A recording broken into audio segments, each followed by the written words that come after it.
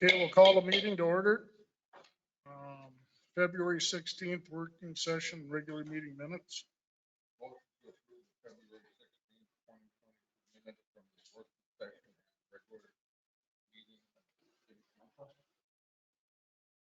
Second. Motion has been made and seconded. Will there be any discussion? Hearing none, all in favor? Aye. Aye, opposed? Motion carries. Changes to agenda. Mr. Mayor, I would like to add to the agenda that the council recommend to the city attorney that the Riley brothers and Dick and Pat Krebs not be prosecuted over their water emergency incident. I think the Krebs have filled out the request to be on the agenda correctly, and I think they have a right to be heard. Just to clarify, it's not a criminal prosecution. Okay. My understanding, the Krebs have solicited an attorney. Is that true? You brought it up, yes or no? Have you selected an attorney, Mrs. Krebs, as representation? Okay, you can deal. I feel they should have to deal with our attorney, and there's no it's an attorney to an attorney place where they have accepted representation.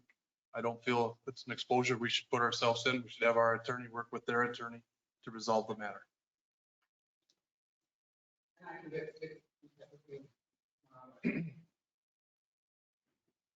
Sure, but what's wrong with them addressing it? The way I feel. Yeah, I feel the same way when you involve I mean, I don't legal think we should. counsel. I think let her Something deal those with two them.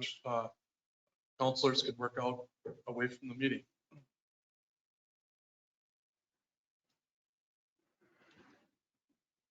I would typically not recommend a counsel engage in negotiations when there's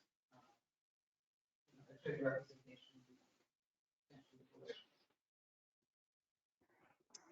You're not asking for negotiation.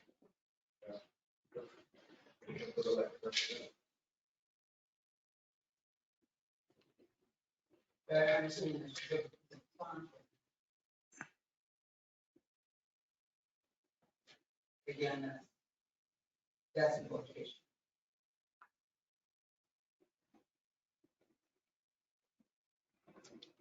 Okay, we'll move on to presentations, draft law. Broadband contract. Mr. Mayor, members of the council, let me begin by just asking if you can hear me okay. Yeah. Yes. Good afternoon. My name is Phil Schenkenberg. I'm an attorney at the Taft Law Firm in Minneapolis. We serve as counsel to the city with respect to the project I'm going to talk about today. I've been asked to provide just a short presentation and then answer questions regarding the contract that is ready to be signed between the city and Federated Telephone Cooperative for installation of fiber to the home within the city. I've been working on this project with the city administrator for the last 6 months or so, along with a government contracts and compliance attorney in our office named Aaron Davis. As you know, the city obtained a grant under the CARES Act to support this project. Our office assisted with the preparation of the request for proposal that was issued late last fall and have negotiated the final contract terms with Federated Telephone, whose bid was accepted by the council in January. The contract was finalized this past week and it's ready to be approved tonight. My understanding is that Federated has a board meeting on Friday. We'll sign the contract on Friday and it will be effective on March 18th. I'm confident that the agreement tracks the requirements of the RFP and holds Federated to the promises that it has made. This is, of course, a complicated project. There are federal and state legal issues to be navigated. I will say the city administrator was terrific to work with in this process. and we appreciate the opportunity to be part of the team. Federated worked cooperatively with us over the past few weeks to get the contract finalized, and was, again, relatively easy to work with in that regard. I'm happy to answer any questions that the council has.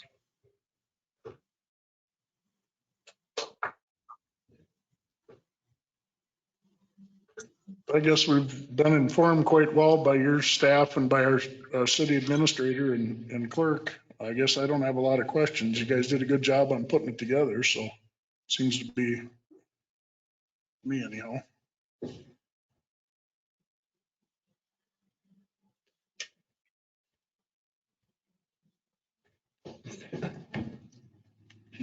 You have a point that you're ready. I have no, thank you. Phil, could you please, for the city council and for the audience and those at home following along, could you speak to your opinion of the strength of the contract? Certainly, the contract was an attachment to the RFP, so it's been approved by the council. The contract will require Federated to begin work on this project to build fiber to the home in compliance with the standards set forth in the grant agreement, and to provide services over a period of at least 5 years following completion at rates that have been committed to. And the types of services were all attached to the RFP response and that the council approved in January. We're confident that work will get going. We're confident that work will get done. And as I said earlier, we're confident that the promises that have been made by Federated can be enforced by the city going forward. We expect this is going to be a real good thing for the residents of the city, as well as businesses and city government. Was there any difficulty that you experienced in terms of putting the stipulations of the contract together? The contract template that was attached to the RFP was fairly robust. Federated did not take issue with portions of that contract in their response. There was a little bit of work to do to incorporate some of the promises that they made. But the process of working with Federated was fairly straightforward. We got a draft to them. They provided some edits. We worked through some issues, and we got to a final document in the last couple of days.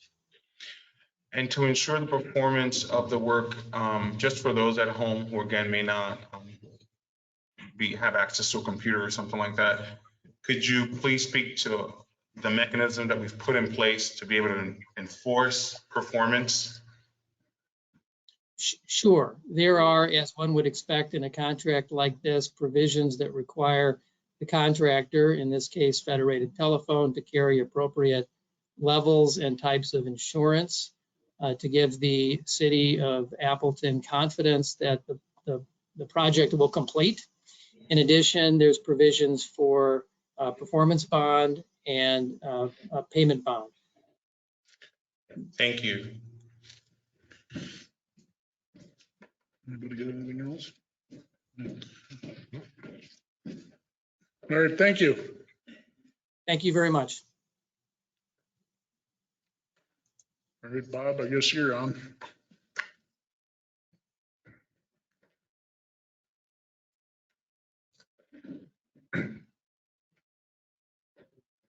Thank you, Mr. Mayor, council staff. I'll apologize right up front. I've got a lot of information to go over this evening. I'm going to try to make it short, concise, but yet cover the items that I want to. So I actually submitted 2 separate outlines for the council packet this month. The first one I believe on the agenda is the 2022 underground utility and street improvement project. We've been talking about this project for quite some time now. So project status, the project areas are included on, there's a map that's included with the agenda that I provided. I've got some information that I'm going to present. We'll get into the specifics on that. The main thing that I wanted to talk about this evening is obviously the cost. I think originally last fall, we had talked about a 5.4 million estimated cost. We recently reached out to some contractors and said, hey, with everything going on, what is your recommendation as far as additional costs that we throw at this thing? And they said anywhere from 20 to 30%, probably from what you were anticipating last fall, would be what we recommend for adding to overall project cost. So that's simply what I've done. I think I've actually added 37 or 38% from what we had last fall, not knowing what's exactly going to happen here. So obviously we're anticipating a higher cost than what we were talking about last fall. Obviously there's a number of things going on in the world today that are going to affect that even moving forward. So I don't want to get into the necessary details on that right now. We'll talk about that a little bit further here in a bit. So special assessments, it's my understanding that if this project moves forward, the city is interested in special assessing a portion of these improvements. So as part of that process, we have to follow the Chapter 429 state statutes, which address the special assessment process. And part of that is required, the city is required to complete a preliminary engineering report. So what we did is we've completed a preliminary engineering report just for these project areas. And I want to go ahead and summarize that report this evening via some slides. And included in the outline that I provided are the actual slides. So hopefully you've got those.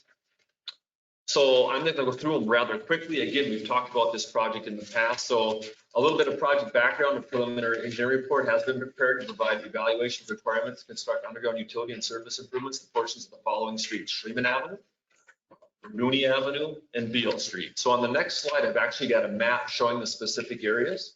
So it's Schliemann Avenue from Munsterman Street to Beale Street.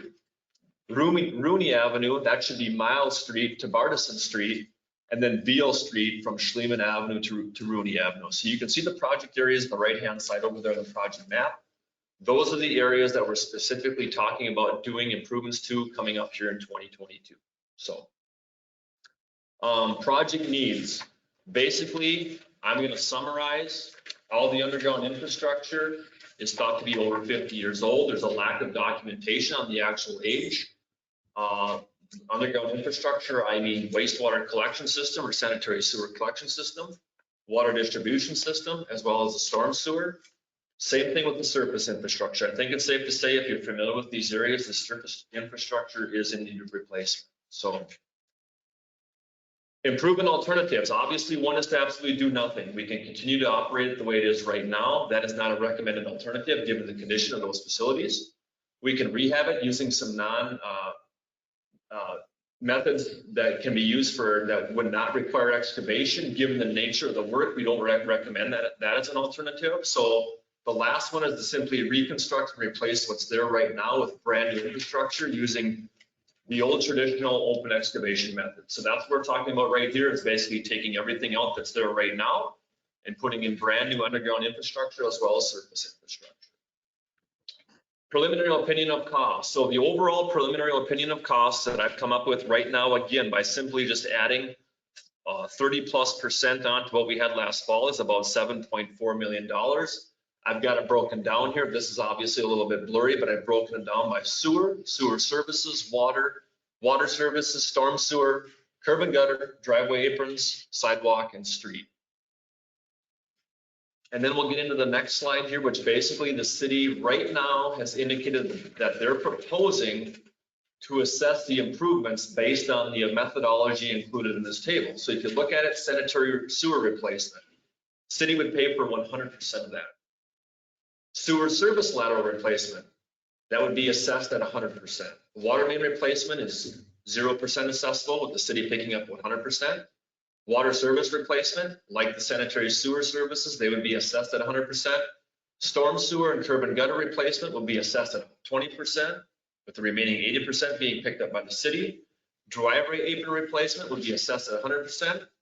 And then sidewalk, whether it's residential or commercial, it would be assessed at 50 or 100%. And then as far as the street replacement, the proposed methodology right now is to assess that at 40%, with the city picking up the remaining 60. So if we go to the next slide, I've actually got a table kind of breaking down the costs as far as assessable and city based on the numbers that I've got right now to date. So right now, if we go by the methodology discussed on the previous slide, approximately 36% of the project cost would be assessed, which is about 2.68 million. The remaining 64 would be picked up by the city. And that comes out to about 4.75 or 4.76 million. With this being said, I just want to throw out there, there's a lot of things going on right now. These are estimated costs. I think once we get into actually going out, if the city decides tonight to go out and advertise for bids and we get actual construction bids in, we're required to have a hearing where we would invite all of the affected property owners in.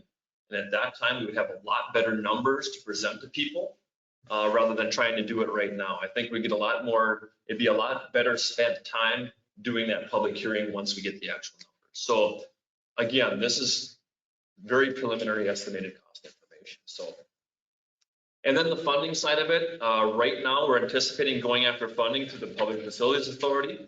Willie and I have been working together on getting information together to submit the application for both the Clean Water Revolving Fund, which has to do with sanitary sewer improvements.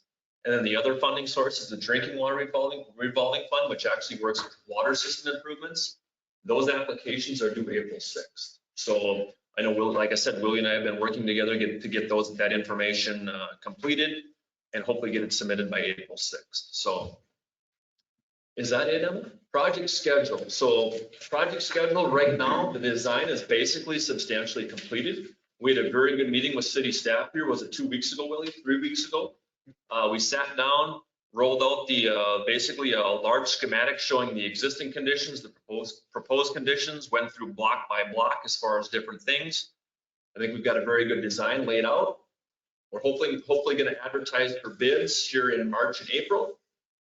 Open bids middle of April, have that public hearing in April, and then if everything goes well, possibly award a construction contract in April, maybe in the May, and then possibly commence construction here in May or June. So just a rough schedule. Any questions on the information that I just presented? Again, I went through it fairly quickly. This is not a new project. We've seen a lot of this information before. Any questions? Sure. Yep. So again, it's just Schliemann Avenue from Munsterman Street over to Beale Street. And then Rooney Avenue, it should actually say Miles. So this is Miles Street right here. So it's Rooney Avenue from Miles all the way to the east end of town, which is Bartison Street. And then there's one block in between there on Beale Street from Schliemann to Rooney. So everything that you see in red here is the project area. So by no means the entire project or the entire city. Good question. Any other questions? Bartison Street, that's the one in front of the Bartison Street is the one way on the east end of town. So Beale Street actually runs right in front of the hospital or on the west side of the hospital. Bartison is one block to the east of Beale. So.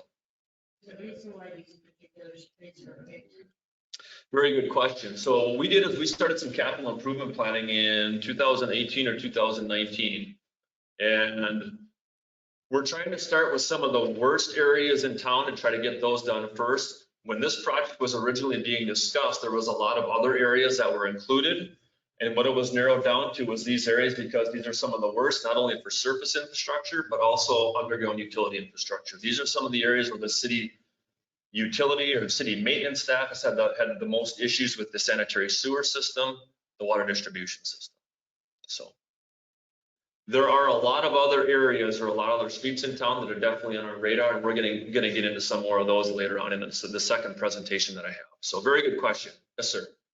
Bob, is the breakdown between what the residents or businesses own versus what the city is paying, is that pretty typical of what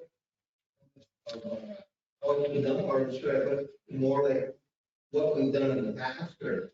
So what the city of, obviously the city hasn't done a reconstruction project in quite some time. So there was a little bit of discrepancy or question as far as what exactly was done in the past.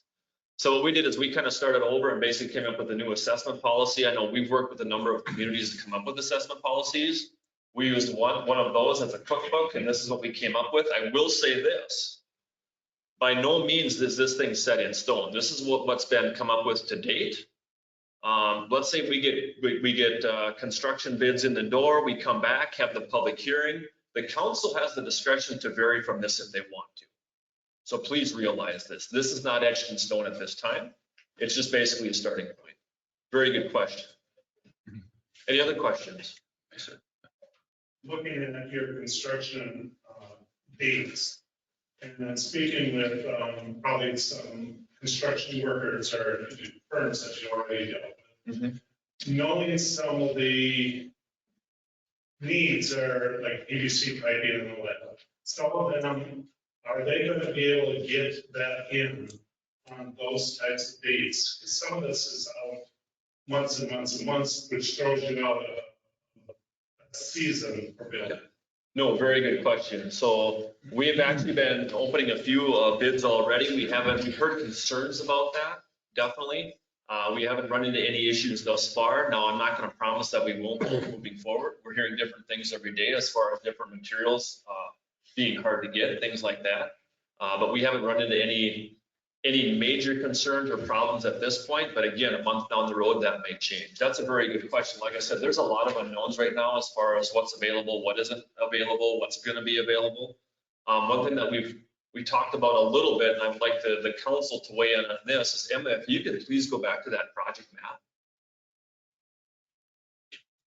Because of all the unknowns, possibly splitting this thing up and giving the city some options. So one of the things that we have talked about is, okay, with the increased prices, we know they're probably going to be higher than what we had anticipated last fall. How high, we don't know at this point. We had talked about maybe bidding this thing in 2 different phases or giving the council some options. Maybe saying, okay, as phase 1, we're going to do Schliemann and Beal, and then have Rooney as phase 2, and then give the city the option to award a construction contract for just Schliemann and Beal, or Schliemann, Beal, and Rooney. We've done that quite a bit in the past. Again, just gives the city some options as far as construction timelines, materials, things like that, along with financially.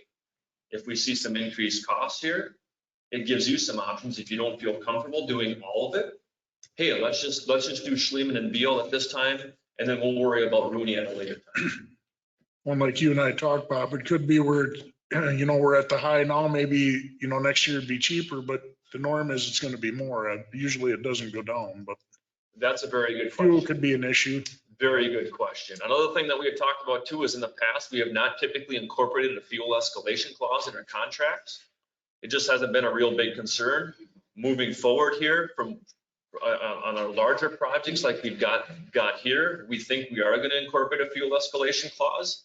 We think there's a benefit there given the unknowns for not only the contractor, but also the owner of the project. So talking to contractors, they feel they can be more aggressive in bidding this work if they know that the fuel is going to go significantly up in 3 months, that they're going to get reimbursed for that cost. On the other side of things, it works the other way. If fuel costs go down, then there's a reduction in the amount that we have to pay the contractor. So we think in this case, it's probably worth the extra time and effort. There is obviously some extra time and effort, not only by the contractor, but from our forces to keep track of all that. But given the situation that we're in, we're going to incorporate that fuel escalation clause. We just think it's the right thing to do given the circumstances. I have a question. I have 2 houses on Vernon, and I know I dug in the new curb stop and copper into the house. I don't believe that it's copper to the main. And they come across that. Will they replace the copper to the curb stop since they got the curb open and everything? Yeah, very good question. So just to get into a little bit of the nuts and bolts here, the underground utilities, when I say underground utilities, we're talking the sanitary sewer main line, and we're talking service laterals from that main line to the city's right of way or the edge of your property. Same thing with the water main. Typically what happens is they'll replace the main line, which runs underneath the street longitudinally, and they'll also replace the service laterals from the main to the curb stop, and typically we replace the curb stop as well. Even though the curb stops are brand new. We would have to talk to the various property owners. If some of them are fairly new, sometimes we don't. But we would need to know from the property owners which of those curb stops are new. And a lot of times that's why we have that public hearing up front as well. This is all information that would likely come up at that public hearing. It's good that it's coming up tonight, but those are the details we would get into at the public hearing. And we want feedback from you folks, just like you reviewed. So I live also on Rooney, and forgive me if this isn't the right time to mention this, but will trees be cut down Very good question. This is a topic that we run into in a lot of different projects. Absolutely. I'm not gonna sugarcoat anything here. Yes, trees will be cut down. A lot of times those trees in the boulevard, in order to construct the sidewalk, in order to construct the new curb and gutter, subcut the street, install service laterals from the main line to the edge of the property line, a lot of times those trees do have to go. Another thing that I will say as well, you know, most people like trees. I like trees as well. But a lot of times when you put them in the boulevard, you've got anywhere from 4 to a lot of times 6 or 7 feet from the back of the curb to the edge of the sidewalk. People plant trees, those little trees turn into big trees, and over time, a lot of times what they'll do is they'll damage or displace the curb and gutter, the sidewalk, sometimes driveway aprons, things like that. In a lot of cities, I shouldn't say a lot of cities, some cities that we work in are really encouraging citizens to, if you can, plant those trees behind the sidewalk. That way in the future, they don't damage that curb and gutter, damage that sidewalk. You have to not only come back and repair that infrastructure, but in order to do so, a lot of times you have to cut down that tree. Another thing that it does is also it can get down and sometimes disrupt sewer service laterals, things like that. So hopefully that answers your question. Can I make just one little comment? Sure. I'm a master gardener, and I just was on a webinar about this very topic, landscaping your boulevards. And I just want people to know though, that root system and what trees provide for the boulevard and for the community are so important.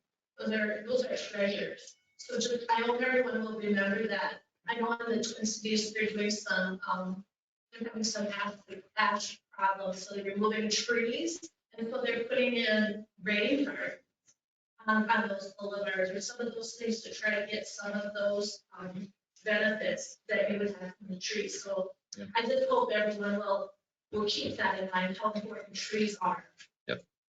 And you mentioned the ash trees, yeah, because of the ash borer, a lot of times if there's ash trees, whether they are required to be taken out or not, a lot of communities are just automatically taking them. So, yeah. So Bob, did you? Rooney Dean left the width that it is. So basically everything was going to be narrowed down to 36 feet from face of curb, except the first block on, let me get this here so I make sure I get this right. So we were going to go, yep, we were going to narrow down Rooney. We're going to go 36 feet from face of curb to face of curb, except for the east end. That last block between Beale and Bardison, that's going to be 40 feet from face of curb to face of curb. Beale in front of the hospital is going to be 40 feet, face of curb to face of curb. And then on Schliemann Avenue from Munsterman to Miles, that's going to be 32 feet, face of curb to face of curb.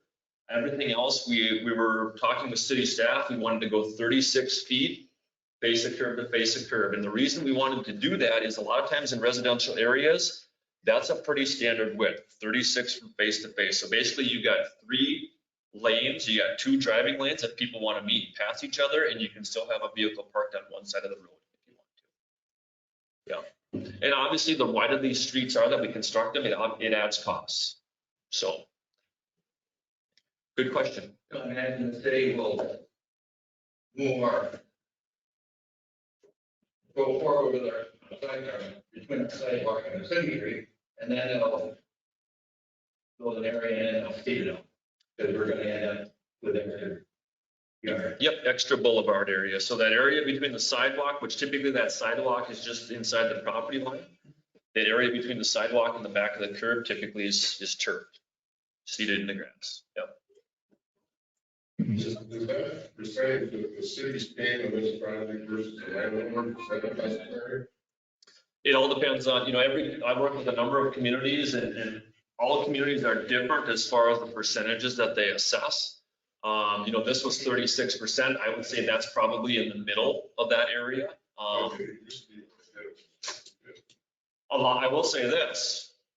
When I say customary, I mean right now. You are exactly right. A lot of the assessment policies back 15, 20 years ago when I started doing this were more aggressive.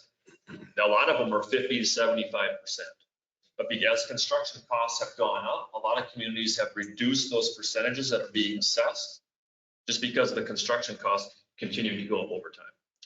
When I get divided up between property owners and general fund, I really, that's how it's going to be for this project. A lot of it is dependent on, and we'll get into this at the public hearing, it's dependent on parcel size. So like the street is typically assessed on a per linear foot basis. Same thing with sidewalk, same thing with curb and gutter, same thing with storm sewer. Your service laterals are typically on a per each basis, obviously. But a lot of it is based on a per linear foot basis. And the way that's assessed, again, that'll be presented at the public hearing, so. Those homes that don't have sidewalks, they put these sidewalks in there. Basically, the sidewalk is going back in most of these areas. I think way on the east end, that one block on Rooney between Beal and Bardison, sidewalk was only going on the north side. I think all the other areas we plan on putting sidewalk in. There's a number of lawn walks as well that basically are between the curb and gutter and the sidewalk that's there right now. We're planning on putting those back in as well. So hopefully that answers your question.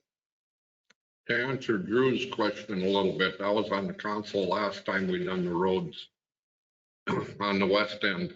It was a 50-50 split, but it ended up 50% city, 25% east side of the road, 25% west side of the road. If you're going up and down, is the way that we done it last time. Bob, getting back to the trees, do I understand you to say that all the trees will be removed in the boulevard? I'm not going to say 100% of them, but it's likely that most of them will. Yeah, it may be 100%. Will the council have, is that set in stone, or will the council have some input on that later on? Just from a constructability standpoint, typically that's standard practice. Because a lot of times, especially the larger trees, you only have a certain distance between the back of the curb to the sidewalk. In order for the contractor to get in there and do that work and complete that work, most of the time those trees have to go. The other concern is in the larger ones, if you put that new infrastructure in there and there's not room between that, a lot of room between that tree and whether it's curb and gutter, sidewalk, a driveway apron, as that tree continues to grow, it'll displace that curb and gutter, it'll displace that sidewalk. So if there's any concern of that happening at all, typically those trees are taken out. Another thing that we run into a lot is those larger trees that are in these boulevards. It's amazing how many of them a lot of times are hollow in the middle.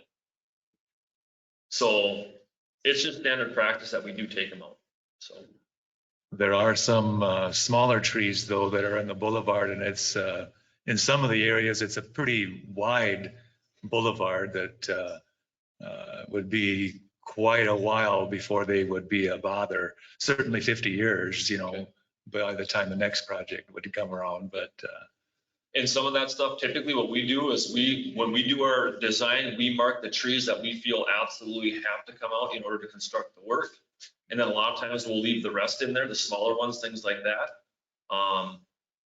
So I know there's varying opinions and varying wishes from community members on a lot of these communities that we work in as far as whether we want them in there, whether we don't.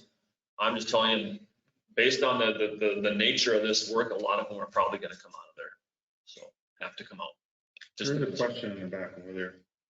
What is the next meeting for the, hearing for the, what the homeowners have to do? Because I know a couple years ago, we already paid for the tree to be replaced, and now you're gonna ask that we pay again. I mean, So one of these streets was replaced? Yeah. Okay. We paid, 5,000, we have a corner lot there, Okay. and I just paid 2 years ago. Yeah, I'm not aware of what that would be, I guess. But to answer your question, so what'll happen now is if the city authorizes us to advertise for bids or wishes to move ahead and advertise for bids. And one of the resolutions that I've got here tonight is actually setting a time and date and location for a public hearing. So what we'll do is we'll set that time and date. We publish that notice in the paper, and we send an invite or a notice to each affected property owner. So you will get a notice in the mail. So. Larry, Is the city intended on putting any trees back so we get shade back on that road? Because once you take all the trees away. I don't think that's normally not part of the cities, right? A lot of times Bob did mention that they will, if you want trees back, they will give you a specified type or tree to put in there where they only get so big where they don't get to be an issue. Yeah, some communities do that. They'll allow, they will allow trees back in the boulevard, but they'll specify the type. Just because again, you don't want those large trees growing over time and disturbing that infrastructure that's there right now. Some communities just, they do not want to see trees in the boulevard. That's going to be something that the city is going to have to decide on how they want to handle. So, any other questions? Who makes the call on what trees go and what trees don't? A lot of times city staff will come up with that list. So I'm by no means an arborist, so I'm probably not the right person to ask. I'm sure we could find some people that know a lot about it as far as which type of trees would not grow and get real large. So, yeah, good questions. Any other questions? So getting back to my main outline here, I do have a number of resolutions that I want to go over as far as special assessments. So we've gone through the preliminary engineering report presentation. I do have a resolution that's included in your packet for ordering improvement and preparation of plans. We've already done that. We're ready to basically go ahead and advertise for bids. So I would ask that you consider that resolution this evening. A resolution approving plans and specifications and ordering advertisement for bids if the city wishes to do so. And then the last resolution will be a resolution receiving report and calling for that hearing on the improvement. So those are the three resolutions that I would ask the council to consider this evening. The one thing that I did want to bring up regarding the public hearing is right now we were thinking it would be held on Wednesday, April 20th, which I believe is your regularly scheduled council meeting date. I've got it at 6 p.m. And I think there's over 120 separate parcels that abut this project. So the one thing that I've highlighted here and it included, I have proposed location for public hearing is the council chambers. And in parentheses, do we need to hold this at another location just because of the number of prospective people that would be attending that public hearing? I would generally say yes, the two-way, but we might be under construction. So, Yeah.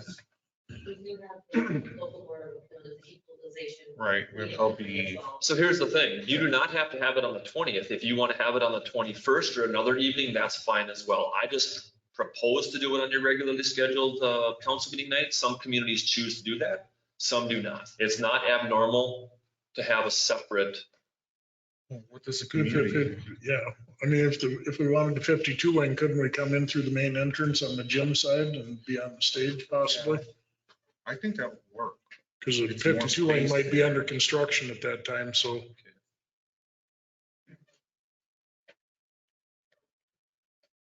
You know, I think we can tackle that.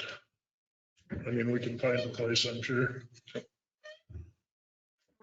I don't know, what do you guys feel? I don't think we should probably have it the same night if we're having that equalization meeting.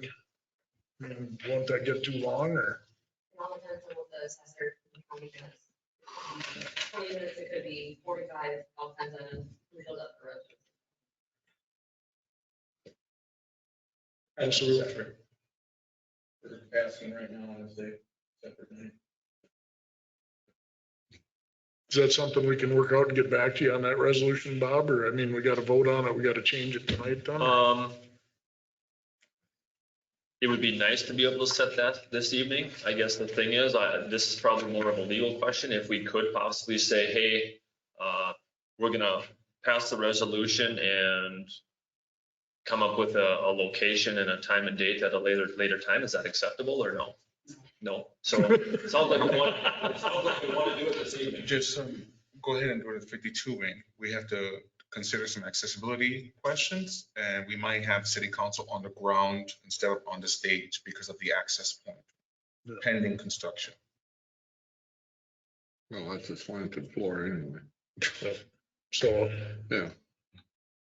do you think do it one night, Don, or? The LBA might not be longer than 30 minutes. I mean, I'll call Joe Cheetah about it, but Why don't we try to leave it the same night, don't you think? And I mean, if it runs a little longer, then we're not screwing up two nights for people. That's fine with me. Yeah, well, let's just leave it that. And then the time would be 6 o'clock maybe do we feel more comfortable if your council meeting starts at 5:30 and you want to get your other stuff done? Do we move that to 6:30 or 7 maybe? When do you have the gentleman? When does he have? 5:30. So he'd start right at 5:30, so we should maybe move him to 6:30 or, Yeah, I don't think it's more than a half hour last. I mean, they discussed some new changes that. yeah, why don't we just do that? Change it to 6:30 and do it the same day. So we'll go 6:30, April 20th at the 52. Okay. Okay.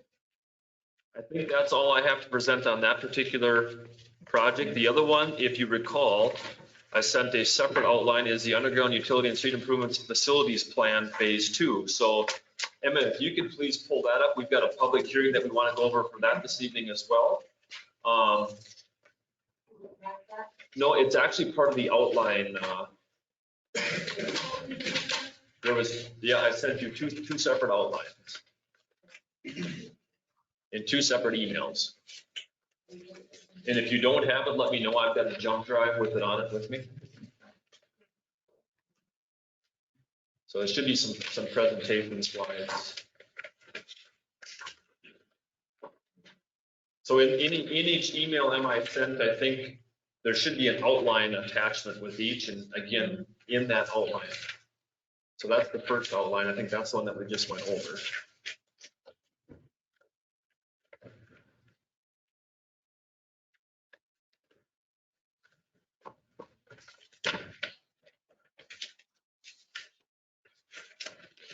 Yeah, it should be a totally separate.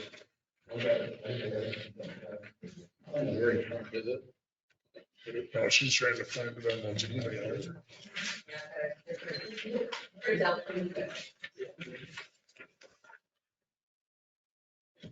Primary engineering. That's the PER. That's it there. That's there, okay. I believe so. Yep. Yep, that's it there. So. You would have made it somewhere. Yeah. So this is the facilities plan. So we are required to have a public hearing for a facilities plan.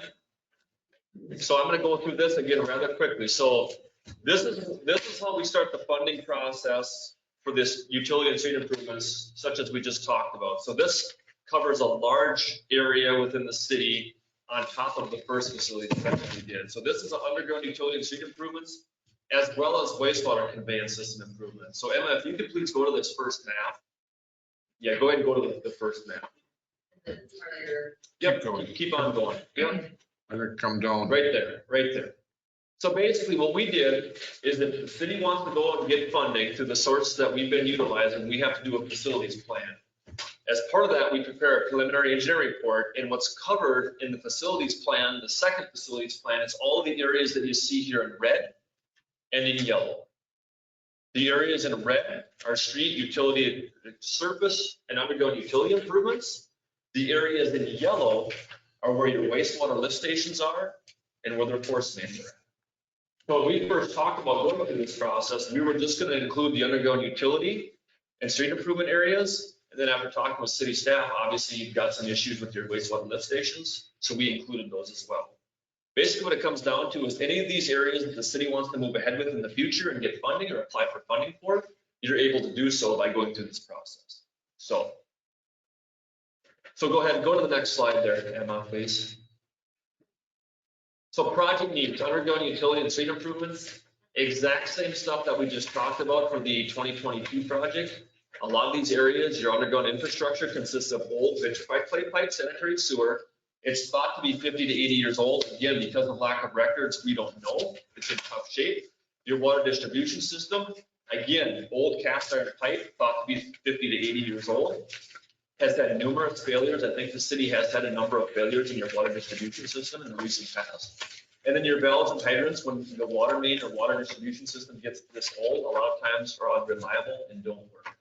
So if you have a fire, if you need to shut down a section of water main to repair a service lateral or something like that, if your valves don't work and your hydrants don't work, obviously not a situation we want to be in as a city. So surface and storm sewer, same thing, generally in poor condition. And would have to be disturbed in order to replace that underground infrastructure. So go ahead, next slide. And then wastewater conveyance, what I could include again is the wastewater lift stations. A lot of your lift stations are what's called a duplex submersible design, which basically you've got a wet well, the pumps are actually in the wet well. Very, very limited amount of information on your lift stations. We did get some information from your maintenance staff, but a lot of limited information. And then your force main piping, again, a lot of limited information. Some of it consists of ductile iron pipe and PVC pipe. Go ahead and continue there, please. Improvement alternative, again, for all of it, we can do nothing, leave it in place, continue to operate it as is. Obviously, you've had a number of issues, so we don't recommend that. We can try to rehab it using non-traditional methods that don't require excavation. Given the nature of the work, we don't recommend that.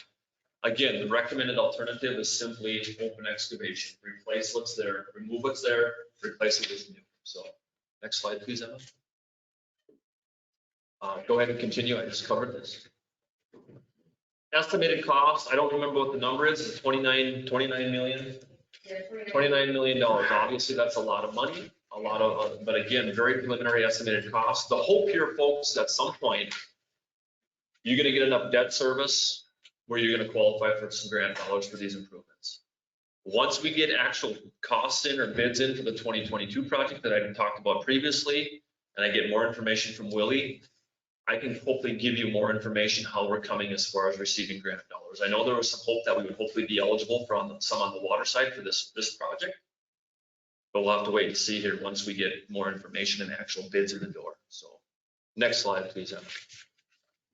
Funding, I talked about that. Again, we're looking at getting funding from the Public Facilities Authority, low interest loan dollars and grant funds moving forward.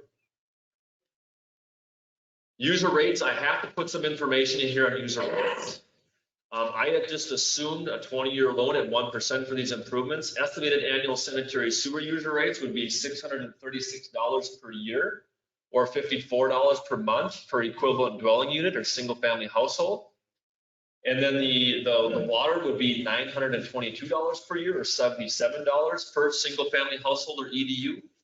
Again, this is very, very preliminary and information, but I'm required by state statute to put this in here. So user rates are going to depend on a lot of things. The project areas the city wishes to move forward with, which funding options the city chooses to pursue. If the project qualifies for principal forgiveness funds, that's the fancy term that people use at the government level for grant dollars. Final project costs, and if the city chooses to specially assess a portion of the project costs. So that ends my presentation on the facilities plan. I do have a couple of resolutions that we would like the council to consider for that as well that are in your packet. Basically, it's just a resolution accepting the facilities plan or the preliminary engineering report as your facilities plan. So. But like you stated, the reason we want to implement this is so that we do qualify and we're able to receive the grants when they're available. You're exactly right. So a lot of the city's infrastructure is old cast iron pipe and vitrified clay pipe. What this gives you the option or allows you to do is pick and choose. We want to do these three areas and move ahead with them. That's why we do this. All the areas that are included in this facilities plan moving forward, you can do that. If you don't perform or complete a facilities plan for them, you can't do that. You have to complete the facilities plan to move ahead with the funding process. So again, I tried to go through this as fast as I could. I apologize for the lengthy presentation. Any questions on anything? Is there any grant funding for the first project? Possibly.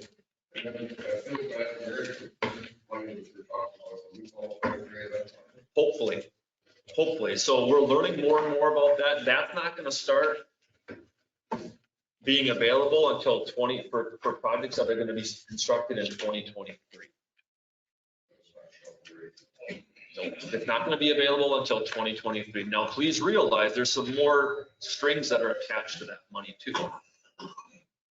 My fear is that it's going to just cause more inflation than we've got right now, because we've got a supply chain issue, we've got a labor force issue, and now they're going to put all this additional money into the construction world.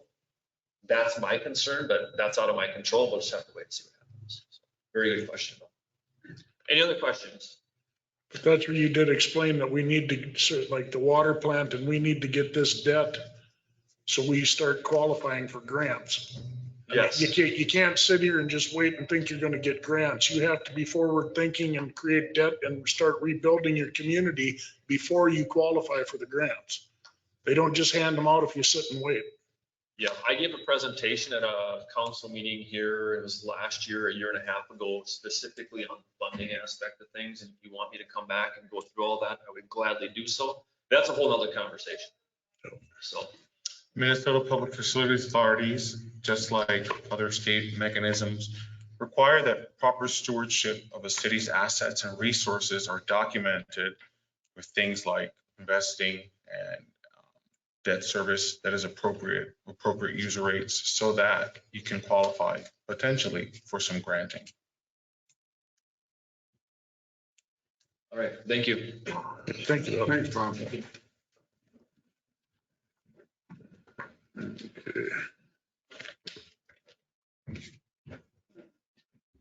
You know, we move on to the public hearing.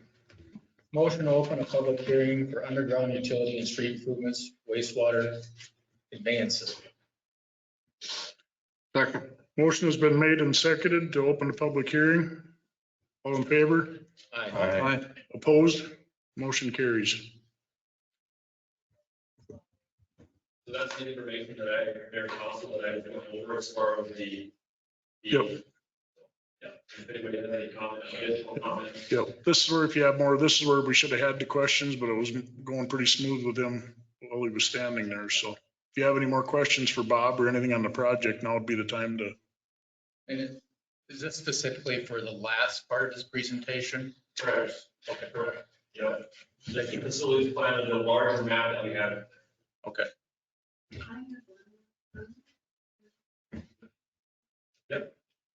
Okay, going up here, we live in a marching band, we marched down the streets now. And we never saw the sky because of all the elm trees. And it was wonderful. Anyway, through the years, losing the trees is about the time we moved back 40 years ago. We lost a lot of them. So I'm concerned about the trees, like Andrew said, on the boulevard, that it's taking a long time to grow those, and if they're healthy. That's my only comment, that growing up at that time, and then you saw it developing trees, now it's finally coming back after the 40 years ago. Yep, no, we get that comment a lot. We realize that, we're aware of that. But again, just the nature of the work that needs to be done, a lot of times, a lot of them have to go, so. Well, and we've worked on projects where we've done curb and gutter and you cut the roots back and then, you get the curb and gutter back in and then 2 years later, half the tree's dead where you had to cut to get the curb and gutter in where it belonged. Yep. One that surprised me that we didn't kill was the one down at the park when we put that handicap ramp in. I'm surprised that one, as bad as we cut that one back. Yeah, that's a good point. A lot of people just look at the trunk, where the trunk is, and that's a very valid point. I mean, when you're putting in utilities, subcutting the street, putting in curb and gutter sidewalk, a lot of times you get into those roots. And if you damage those roots, like you said, a couple of years later, the tree dies and you have to take it down anyway. So, and a lot of times it's more expensive to get somebody in. The city staff can't handle those huge trees a lot of times. It's a lot more expensive to have somebody come in a special trip, take down one large tree rather than get them all done as part of the project. So, Bob, a lot of our residents, and it'll come up a lot with the assessments. The assessments are tied statutorily to the valuation of the property somehow, yes? They are, correct. Yep. There is a statute out there that says that a public entity cannot assess a property or a parcel, and this is where your city attorney can weigh in too, any more than the increased value to that property as a result of the project. The problem that I have with that, or the concern, not the problem, but concern I have, is you can have two different people and have two different, completely different opinions. What's from my standpoint, what's your property worth without sewer, without water, without street, without curb and gutter, without sidewalk? Because from my standpoint, everything has a useful life. At some point, that comes to an end and it needs to be replaced. And that's a market valuation, not the equalized valuation? I believe it's I don't know how, in the past, we've actually had appraisers get involved in certain instances where they'll come out and appraise it. And again, two different appraisers can have drastically different opinions as far as the increased value to the property, depending on how they look at it. So. Thank you. Any other questions? I have one more. Sorry, Bob. In some areas, homeowners have replaced some of their sidewalk, like even in the last 10 years or so, and it's really in good shape. Would that be taken into account or not? Possibly, yes. So a couple things come into play there. That's a very good question. A lot of the existing sidewalk that's out there right now is not in accordance with or compliance with called American Disabilities Act rules and regulations. In the last 5 to 10 years, those rules and regulations have gotten very stringent, such as a sidewalk. If we put in new sidewalk right now, it cannot have any more than a 2% cross slope on it. If it got more than a 2% cross slope, it's not in compliance with ADA rules and regulations. So a lot of this sidewalk, even though sometimes it's fairly new, does not meet your ADA rules and regulations.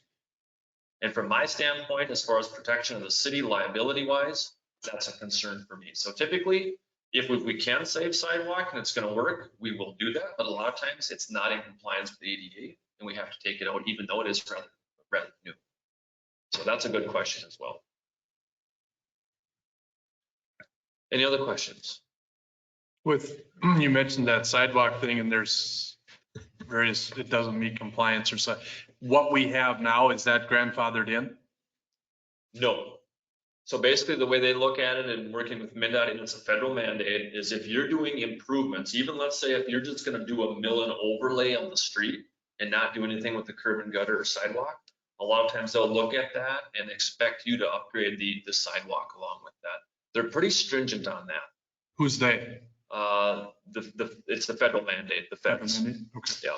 So that would take us out of PFA funding, is what you're saying? Not necessarily PFA funding, but my concern is the liability from the city standpoint. So I'm just going to tell you right now, we've seen it where up in our area, we've had people come out and these people know what they're looking for and they'll basically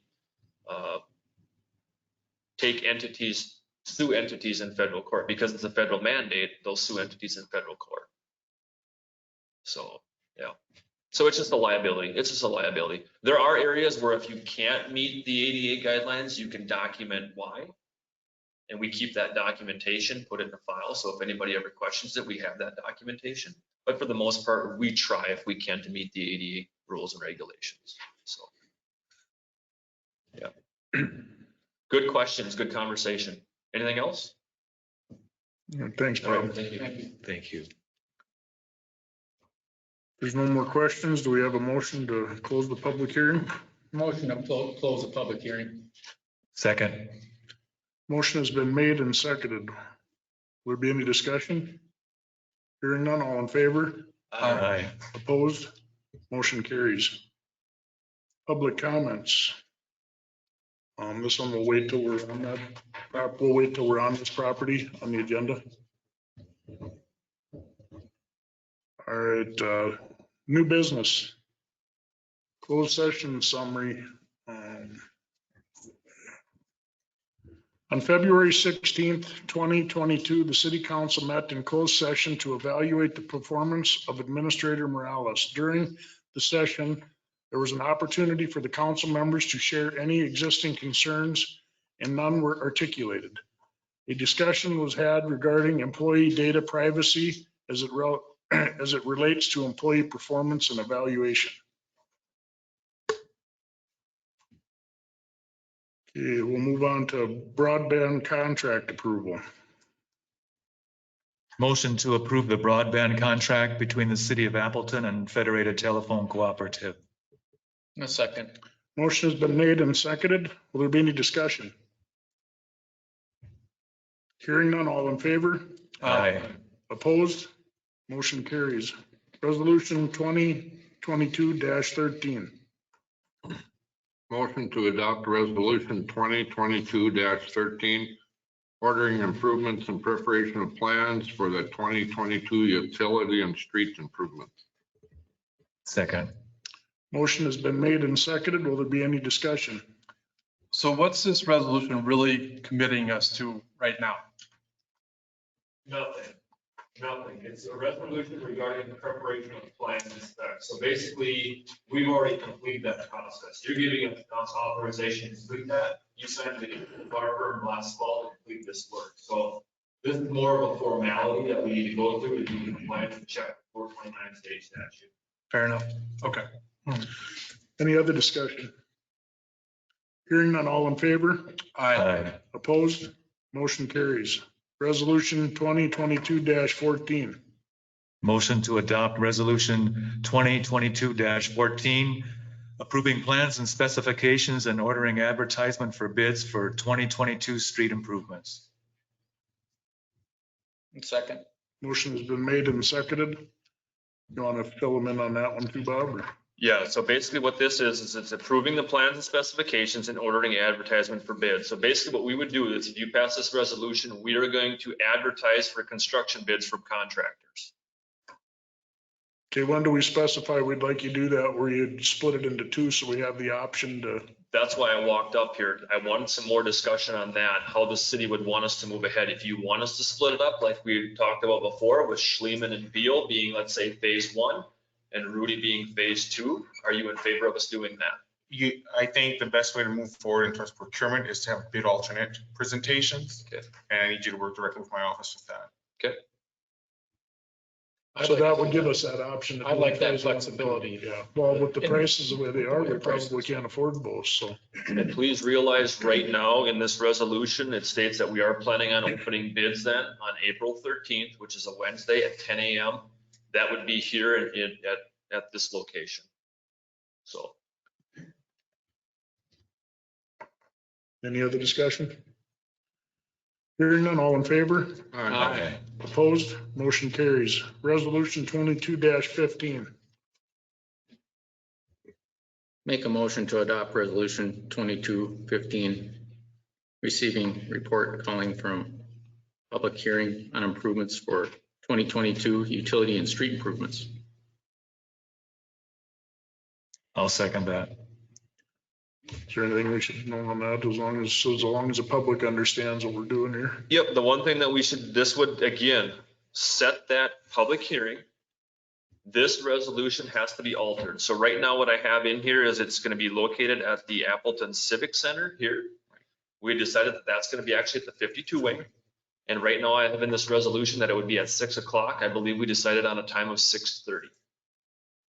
So just please note that before you. Any other discussion? You will adopt it with amended language. You have it. Yep, I've written down. This will 52 wing, April 20th, 6:30 is when we need to adopt. Thank you. So the motion and the second is specified as the changes made. Yeah, We need to do more now. Specify that it'll be at the auditorium. Document. You got it, that's the auditorium. At the 52 wing. Yeah, but everybody thinks the 52 wing is just that little Yeah, do we have to specify Auditorium. auditorium? Any other discussion? Hearing none, all in favor? Aye. Opposed? Motion carries. 2022-16. Motion to adopt resolution 2022-16 for submitting an application to the Minnesota Public Facilities Authority Drinking Water Revolving Fund for the 2022 utility and streets improvements. second. Motion is made and seconded. Any discussion? So just for clarification, these are simply resolutions that are required for the city to submit an application to receive funding for the PFA.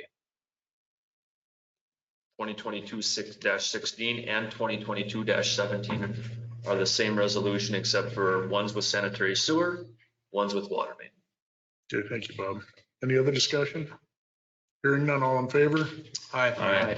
Opposed? Motion carries. Resolution 2022-17. Motion to adopt resolution 2022-17 for submitting an application to the Minnesota Public Facilities Authority Clean Water Revolving Fund for 2022 utility and street improvements. Second. Motion has been made and seconded. Any discussion? Hearing none, all in favor? Aye. Opposed? Motion carries. Resolution 2022-18. Motion to adopt resolution 2218, approving and adopting facilities plan for utilities and street improvements, wastewater conveyance system improvements. Motion has been made. Do we have a second? I'll second that. Any discussion? Hearing none, all in favor? Aye. Opposed? Motion carries. Resolution 2022-19.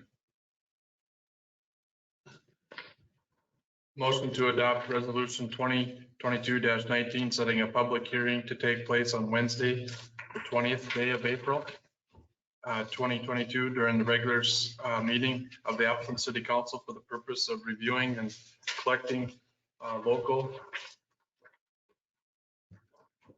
assessment for the year 2022. So this also requires a language amendment for 52 wing at 5:30 6 in the auditorium. auditorium. Yeah. Yeah. I will get in contact With with Joe. Joe to make sure that there's other requirements for public vehicle assistance, we are changing. We have to put it in the paper again. I'll second that. Okay, so we're seconding. Everybody's good with the amendment? All right, all in favor? Aye. Opposed? Motion carries. Hazardous building update, 136 North Miles Street. 2019.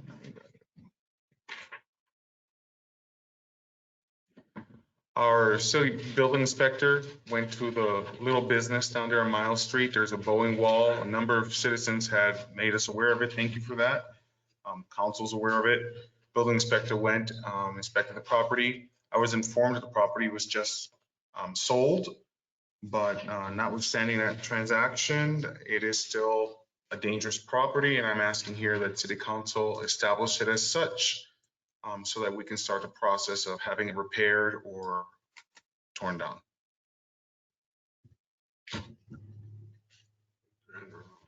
We're on the wrong 130. This is. So we need a motion for 136. Oh, I went to 49, sorry. So This is the Ripple Smith. This is a Ripple one. We need the update on the Ripple. sorry, discussion. Janice, this is all you, Yeah. sorry. Yeah. Yes, this is basically ready to bring to court. And we'll be proceeding with that process. The council's already passed an order ordering it to be either repaired or demolished, and that hasn't been done. I will be talking to their attorney. And they at one point requested or suggested that the city purchase the building from them. I don't think the city wants to pay any money, but I will discuss with their attorney to see if they're willing to just transfer to the city. It's probably not going to save the city a whole lot of money, although it would save court costs. But it would enable the city to do what it needs to do more quickly and probably more reasonably. And if they are, then that would be coming back to the council for approval of accepting that. That attorney represents two of the owners of record who are a married spouse. Have you had any communication with Mr. Smith? No. So if one owner of record conveys the property, does that then release us from liability from the other owner of record who has not been communicated with? That would not, we would have to still proceed. Okay. If they convey this property to the city, then we're responsible for the demo and the cost. Right, but even if they didn't, if we would go to court for us asking the court to order them to do that, very likely they won't. Then the court order would permit the city to do that. So basically you end up doing the same thing. You have the right to then assess that against the property.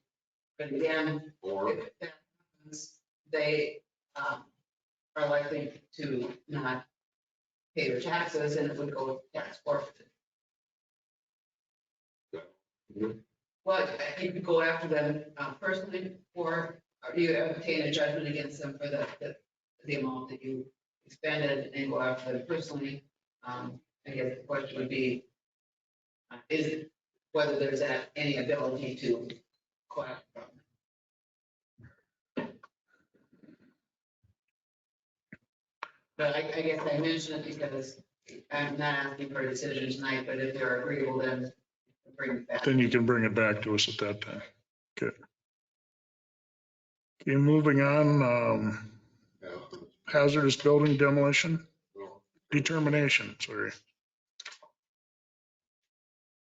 This is for 130. I think she would like to speak. 130. This is 130. You wanted to speak about 130? Yes. Can you go up to the mic, then the people on the internet can hear you? I believe we've got somebody on, don't we, Emma? Okay. I had bids to have that property torn down, but ended up having to have my shoulder reconstructed. So that money went to house payment, car payment, insurance, etc. I'm just recovering from that now. And I had complained to the police department that kids were playing around in there and then it gets burned. Well, the building was abandoned long before I even purchased my home. So I had spoken to someone when Roman was still working for the city. I'd spoken with someone with the fire department to have it a controlled burn. We don't have a permit for that.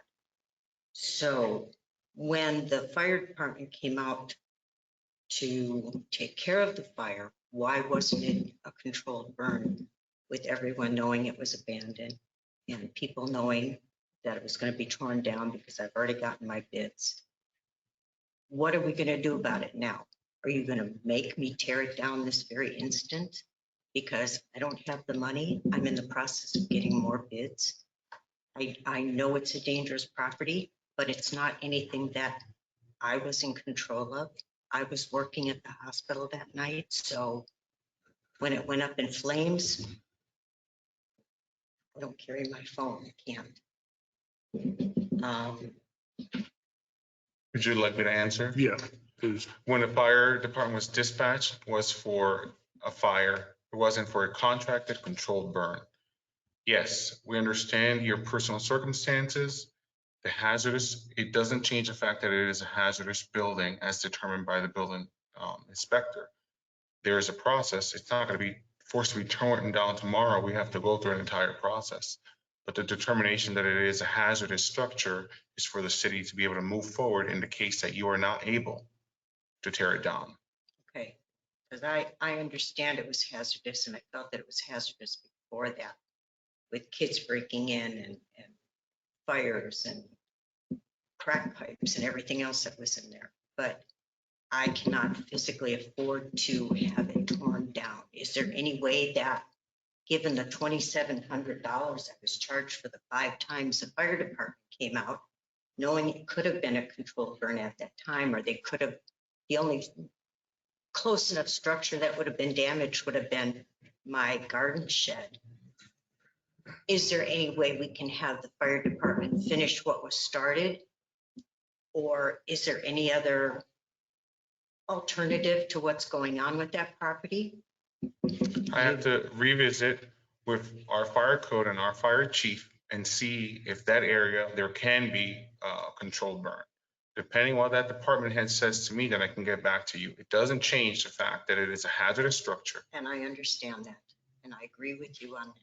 But does she qualify when we do that with the city and the county, correct? I mean, to help with it? So if she wanted to participate in the demolition program that exists in partnership with the county, she certainly can. The determination of a hazardous structure does not prevent her from doing that. But will they cover it if it's a hazardous structure? I believe so. I don't remember any language in that program that prevents that. Yep. So yeah, what you get something from the city and the county, correct? Right, up to $2,500. You need to get 3 quotes. I've already spoken with Mrs. Borstad. She's going to talk to her husband. And I have 2 other people I need to call to get it started. Yeah, and if you come down, I think you can help her, or she called that, that gal retired in Benson, didn't she? We now work with Laura Osley and she's been great to work with. This program has been very successful in the city of Appleton, and I look forward to helping you with that. But the determination of a hazardous structure is separate and apart from that program. So they won't cover it. I didn't say that. I said it's separate and apart from a hazardous structure determination. Okay. Okay, thank you.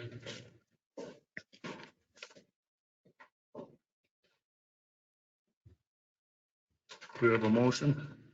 Motion to designate the 130 East Schliemann Avenue as a hazardous structure and directing the city administrator to take appropriate action for correcting the hazard or having the structure removed.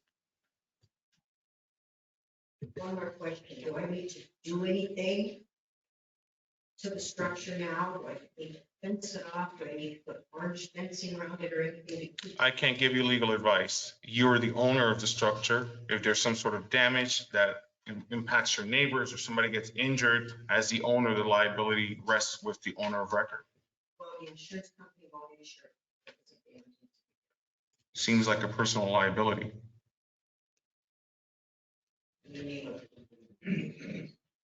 Mike?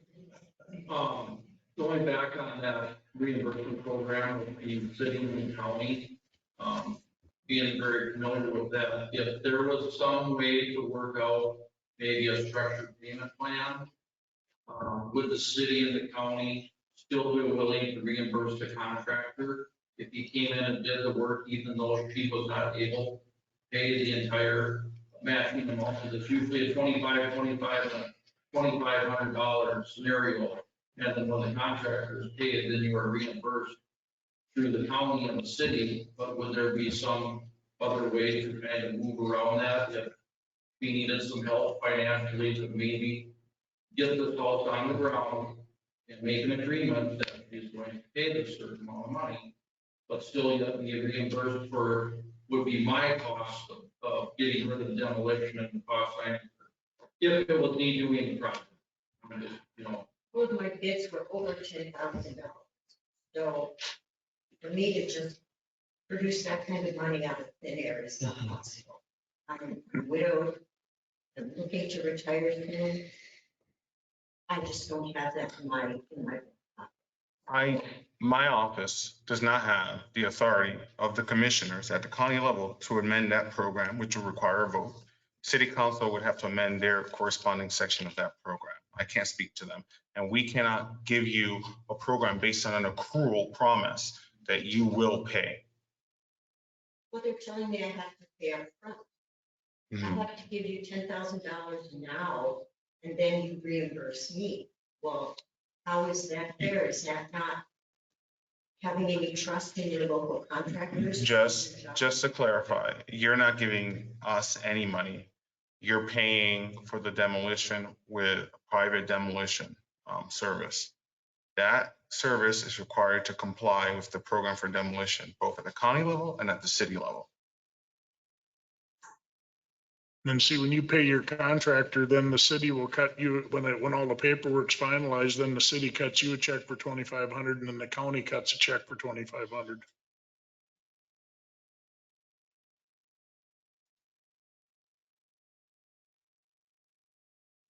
Motion's been made. Did we get a second on that? Not yet. Go ahead, Larry. That building is in really rough shape. I was surprised it made it through the winter. I'd like to see some sort of a snow fence put around that building right now. So that no one knows can go on, because I have seen people going in, you know, I'm right across the street from you. And I would hate to see somebody hurt in that building. Take it under advisement.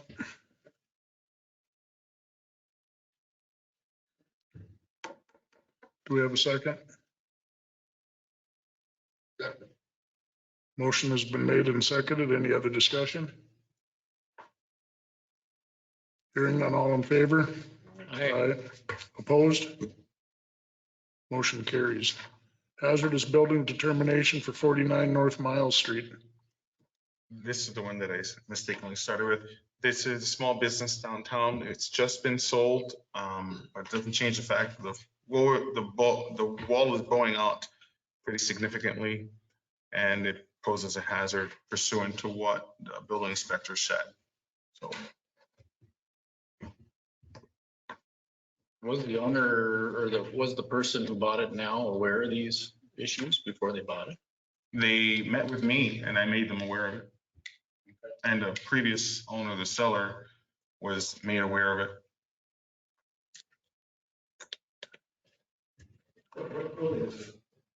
The old Jimmy's Pizza, the Asian grocery store at the end there.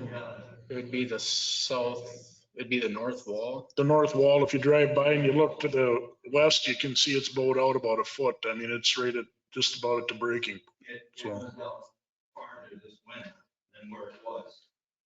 So, I think that's a question.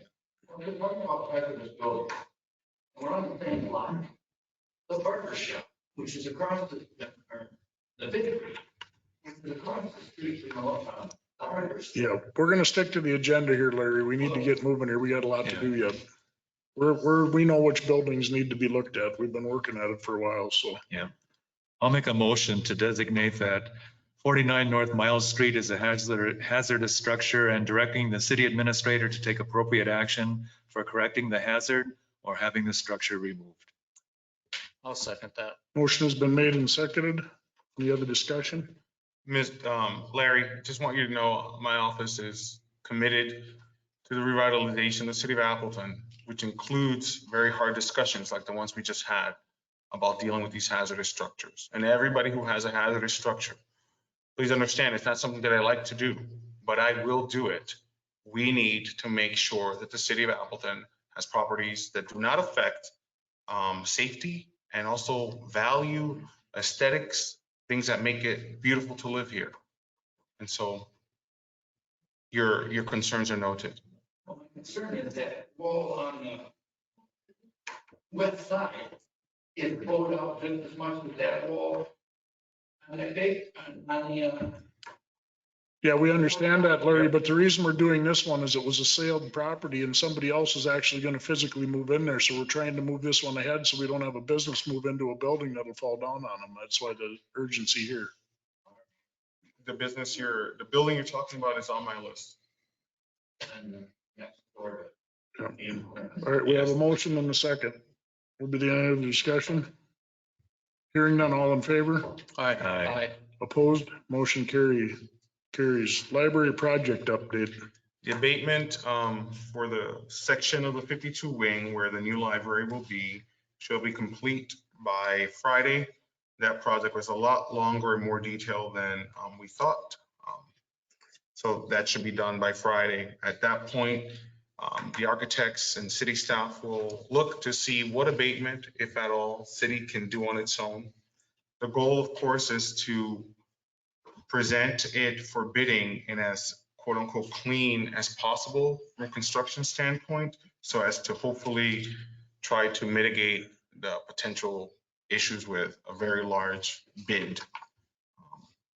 Another thing that we're doing to try to, in the same light, reduce those costs is I'm working on a grant program with Otter Tail for putting in LEDs and revitalizing VHP variable frequency drives for HVAC and things of that sort to bring those costs down. We're in that process. Any redesign that is required for that is paid for by the program to the architect, not from the city's pocket. So I just wanted to give an update on that.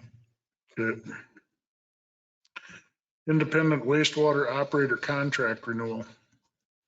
Motion to renew the independent wastewater operator contract with Mr. Brent Powers for a period of 1 year. Second. Motion has been made and seconded. Will there be any discussion?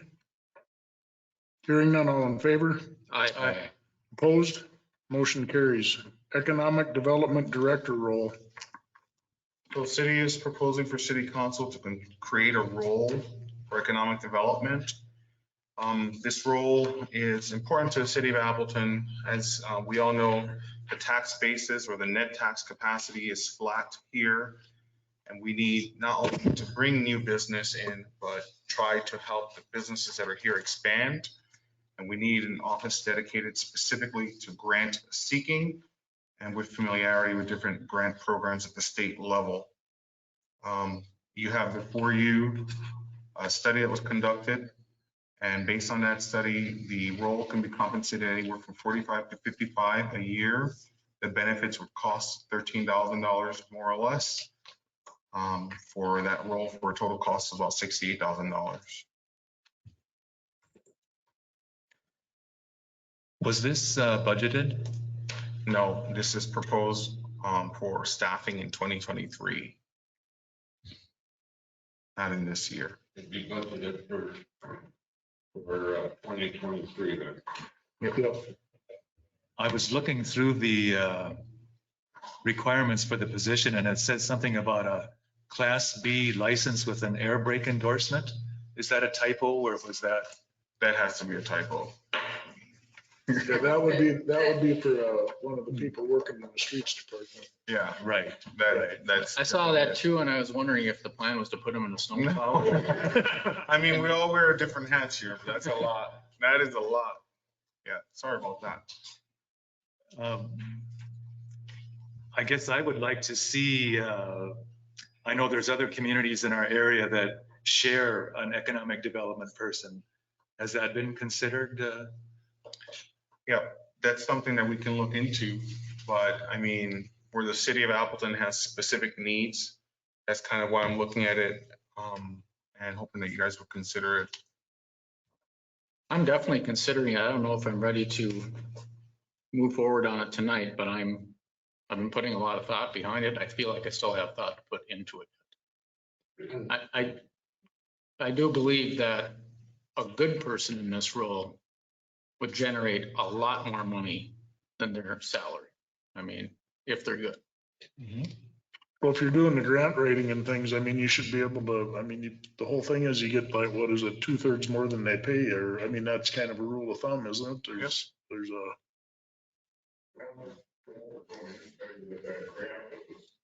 They got set aside a huge Appleton here that they just sell around 50,000, so that grant is still sitting.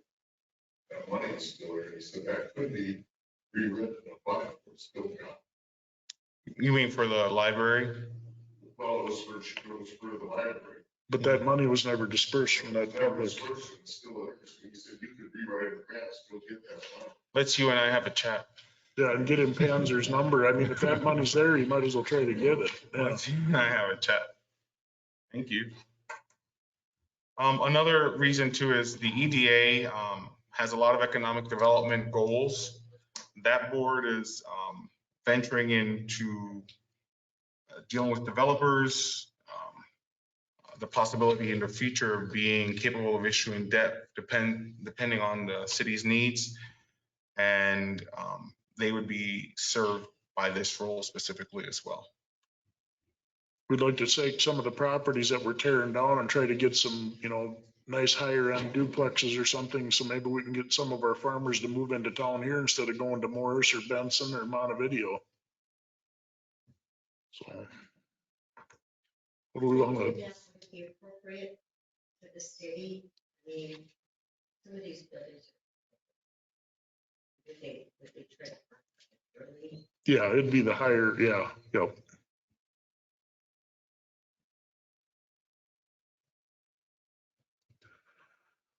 So let's table that till next week, or next month, or the month after. Do we have to make a motion on that to table it? I think you do. I make a motion to the role of economic development director until our June meeting. I'll second. Motion's been made and seconded to table it till the June meeting. Any other discussion? Hearing none, all in favor? Aye.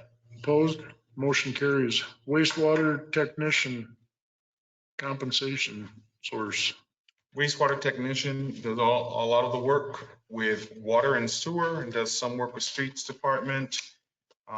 Given that the work is taking on much more utilities, working on water and sewer specifically, I'm just recommending that this role be paid from the enterprise funds and not from the city's tax levy.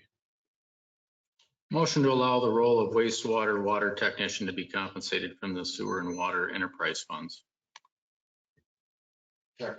Motion has been made and seconded. Any other discussion? What's the benefits to that, to the city? Well, that's where we raised our sewer rates enough to get enough money for our enterprise funds that we can pay our employees out of there versus taking it from the general fund, driving up our tax base. Okay. I mean, that's the reason for trying to get your utility funds up. That's one of the reasons. And the other part is, when you're working in local government and doing business functions and transactions, you are in a heavy regulated role. General government accounting standards 434. If you work in a fund, you get paid from that fund. When I was hired, both of the enterprise funds were in a deficit state, so we couldn't pay city staff from those funds. So now that the enterprise funds have been rehabilitated, it is time to start introducing normal operations to those enterprise funds.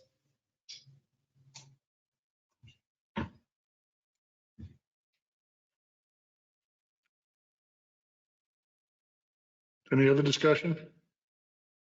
Hearing none, all in favor? Aye. Opposed, motion carries. Ice rink discussion. There's a grant opportunity out at the county level for that we may qualify for. And I'm thinking of applying for the ice rink. And I just want your feedback on it, because I know there's a private group of residents that want to maybe develop an ice rink elsewhere. So I want some clarity, because we own an ice rink now, and I can apply to help develop that, what we actually own. I don't have jurisdiction over other lands. I know that there's other things being considered. So if you want me to apply and try to redevelop what I have, then please let me know so that I can go ahead and start that.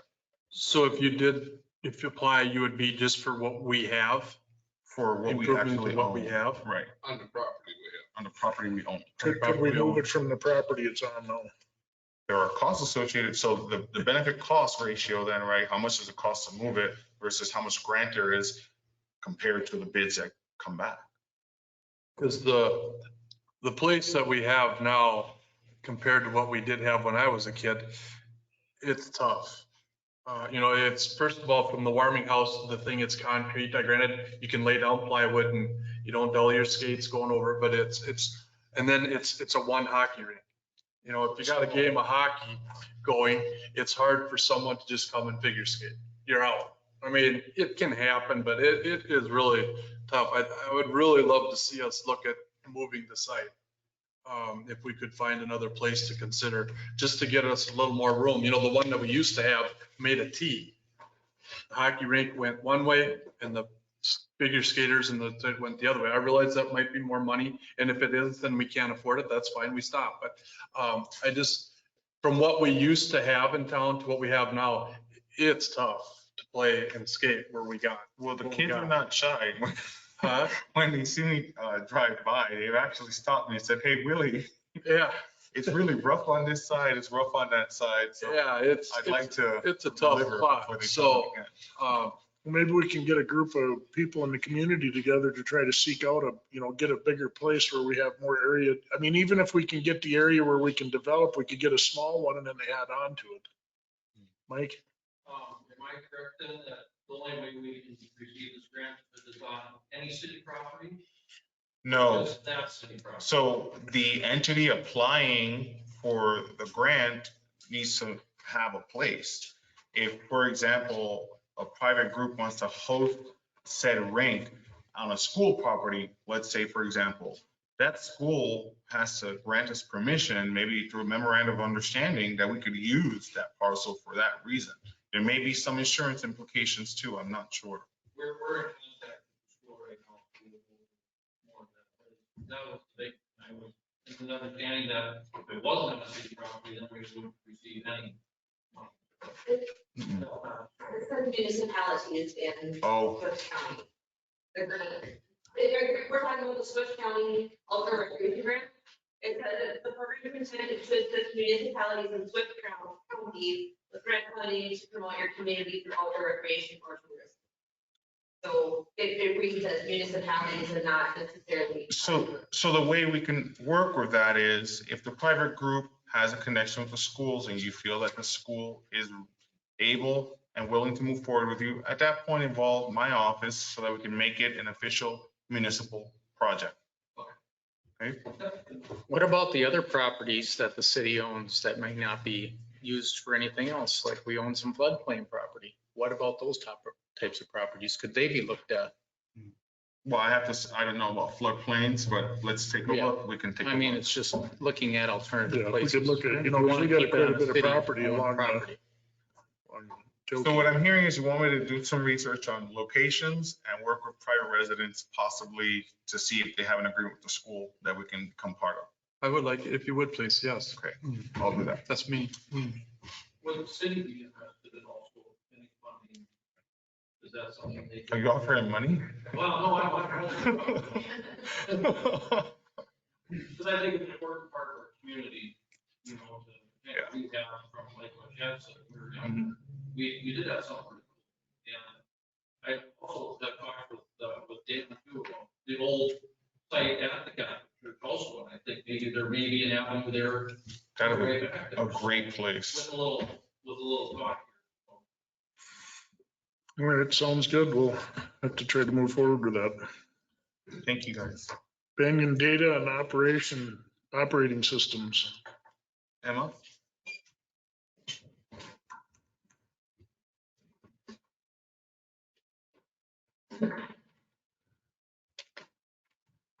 Mayor, Council, what you have before you is a quote register for updating our accounting and utility billing software. The current software we have now, we've had in the office since at least 2012. It's not efficient. In order to pull any kind of report, whether it be utility charges versus payments, or any kind of financial accounting thing, it takes sometimes 2 or 3 reports have to be run and then put together and then create another report from that, as well as we're locked into a certain style of billing and certain functions with this program. We have discussed with some different software companies.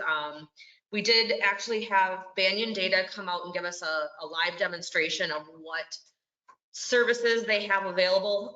Their program is very complete. The utilities, the accounting, everything works together in one system. And it makes it very streamlined. So we're not having to enter things 2 or 3 times. Because for example, like right now with our liquor store deposit, I get it. I enter it in the cash receipts and I've got to do an adjusting entry in our general ledger to take out something else. And then we put it in our checkbooks in another process. So this data service from Banyan would allow us to streamline processes so we're not having to double or triple enter everything. It also would allow us to email bills, which I know we've started getting a lot more requests for. Can I get my bill emailed? Can I have a link just to pay it online rather than sending out the postcards every month? Postcards are an issue. They rip, they get lost, and some people never get them, or they'll get them on the due date, and it's just kind of a mess sometimes. So we would be able to work with a third party, and they would print the bills in a full 8.5 by 11 sheet of paper. They would mail them out. And if there was, say, a business or an individual that had multiple properties, they would be able to put that in one envelope and send it out. They would correlate everything. That would save staff time, because right now, by the time we run the reports, print everything out, and we separate all the cards. They come in a tear off sheet. We have to tear all the sides off and then separate all the bills and then separate them into the different categories. So it is taking a lot of staff time. And as we get more accounts and more detailed billing, we're running out of space on our postcards as well. We only have so much room. So this third party would assist us in sending those out in the 8.5 by 11 sheets.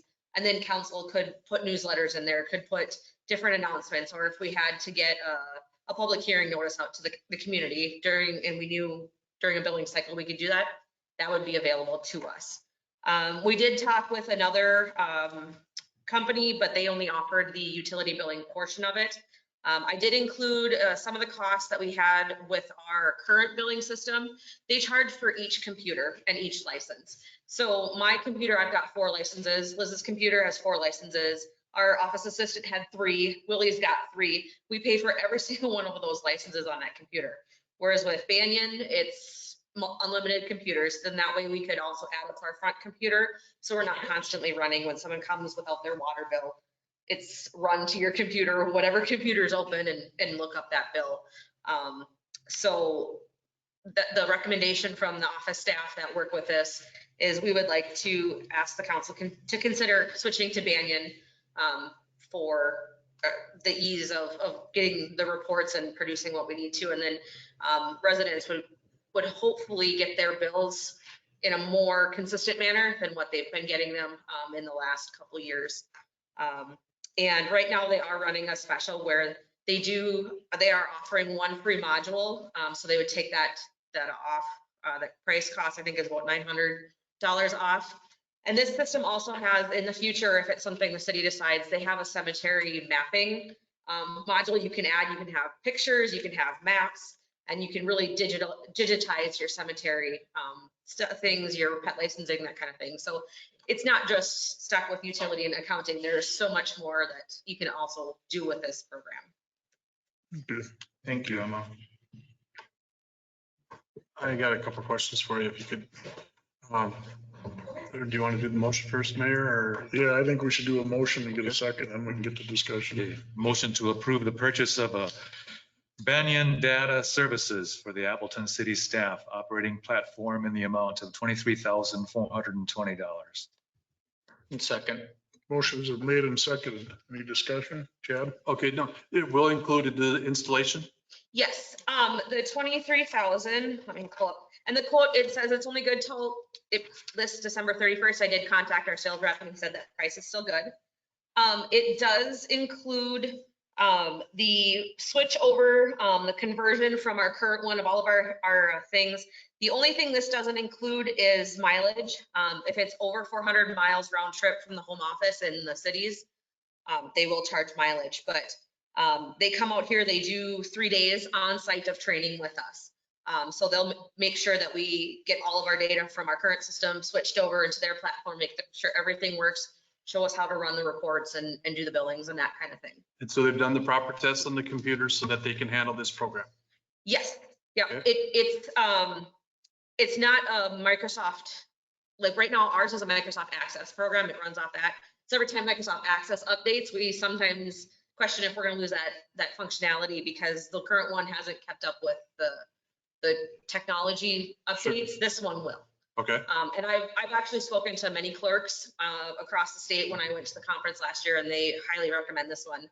And they said their customer service is very good because you'll call and you get assigned one person, and if you have issues, that one person you can call every time and pretty much count that you're going to talk to. So and then you did research it and make sure, I mean, this is the one to have. And is there only one facility in Minneapolis that services it? Or yes, is there somebody? That's just the train home office is in the cities. So they don't have any satellite offices, but they do travel all around. The salesman was, I think he was here for an hour with us, just showing us all the different things. And we were very impressed with the functionalities of it. One thing to note, I have had the pleasure of working with Munis, Accela, now with the program we have here, and BMSI. The migration is exactly right, Chad. You want to make sure the data migrates properly and that your computer systems and software are all compatible, and it's good on that side. But it's important to note that this program is considerably less expensive than robust programs like a Munis, which one module can be $24,000. Is there annual fees? Yes, the annual fees are about $3,500. And that's for the fund accounting, the payroll, and the utility billing annual support. I did ask him to include that because right now, the renewal that we have for ours, I mean, it doesn't quite get close to 35, but it's, you know, if we don't use a module that much, we still pay for it because we might need it sometime in that future. So, yeah. Okay, thank you. All right, thank you. Any other discussion?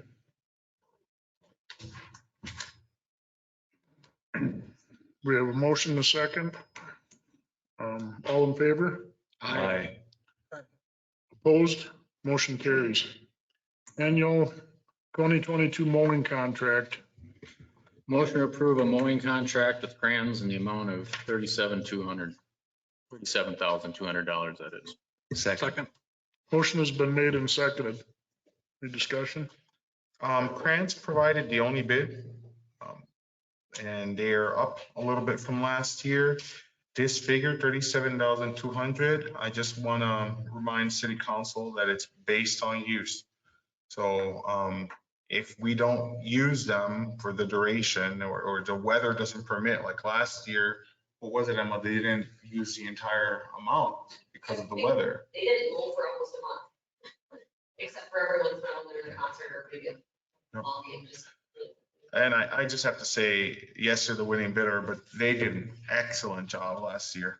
Superb. And they were responsive. If I needed them to go out there, because we noticed that it had sprouted overnight, they went out and they did the work. I noticed them doing a good job as well. I thought they did a good job last year. Okay, the motion has been made and seconded. Any other discussion? Hearing none, all in favor? Aye. Opposed? Motion carries. Johnson Jetline Sewer Jetting Contract. Motion to approve Johnson Jetline Sewer Jetting Contract in the amount of $18,500. Second. Go ahead, Dan. Motion has been made and seconded. Will there be any discussion? This is very important service for the city to have. As you know, we have several water and wastewater infrastructure issues. Among those issues are sludging and accumulation at our clarifiers in the wastewater plant. Recently, there was a plug up so intense that it prevented the pipe from going through the drying beds, which is the overfill from the clarifier. And it required these people to come out. If you have a contract, it just annualizes it, so you have a little bit more savings. And they did come in as the cheapest quote for this service. So their services would only be used at the sewer plant or other places in the city as well? Other places in the city as well, the jetting, they also jet the fire hydrants and things like that if you need it. But they'd only basically come if we call them? Okay. It's not a maintenance thing, it's on-demand thing or Yep. as needed. And they also offer a schedule, so we can schedule them to come out as well. And wastewater water operators, they're the ones really providing oversight for this. Any other discussion? Hearing none, all in favor? Aye. Opposed? Motion carries. ARPA fund. Motion to approve the ARPA funds in the amount of $51,246.61 are applied to cover utility fund receivable losses due to COVID-19 and for $18,857.17 to be applied to the Appleton Economic Hardship Grant Program. Do you have a second? I'll second. Motion has been made and seconded. Will there be any discussion? Council, you will see before you a memo from our city attorney regarding use of American Rescue Plan Act monies. The city of Appleton has an economic hardship grant program, which we established when we were awarded coronavirus rescue funds. When those monies were expended to their full capacity, we then had some money from one of the local foundations and both banks, and that program was turned into an economic hardship grant program. My office is requesting that $18,500 of these funds be rolled into that so that we can continue to serve local residents who have economic hardships that apply to this program. During the coronavirus pandemic, and we're still recovering from that financially, we have not collected as much monies from our utility bills. There's a number of delinquent accounts and it has impacted us. And so out of the $70,000 that we received from the ARPA, I'm asking for permission from the city council to allocate those funds to cover those deficits and revenues. And according to the guidelines, those uses would fit in with what the funds are for. the city, of course, does have to provide evidence of the programs and an accounting for the funds. Okay, thank you. Any other discussion? Hearing none, all in favor? Aye. Opposed? Motion carries. Budget process 2023.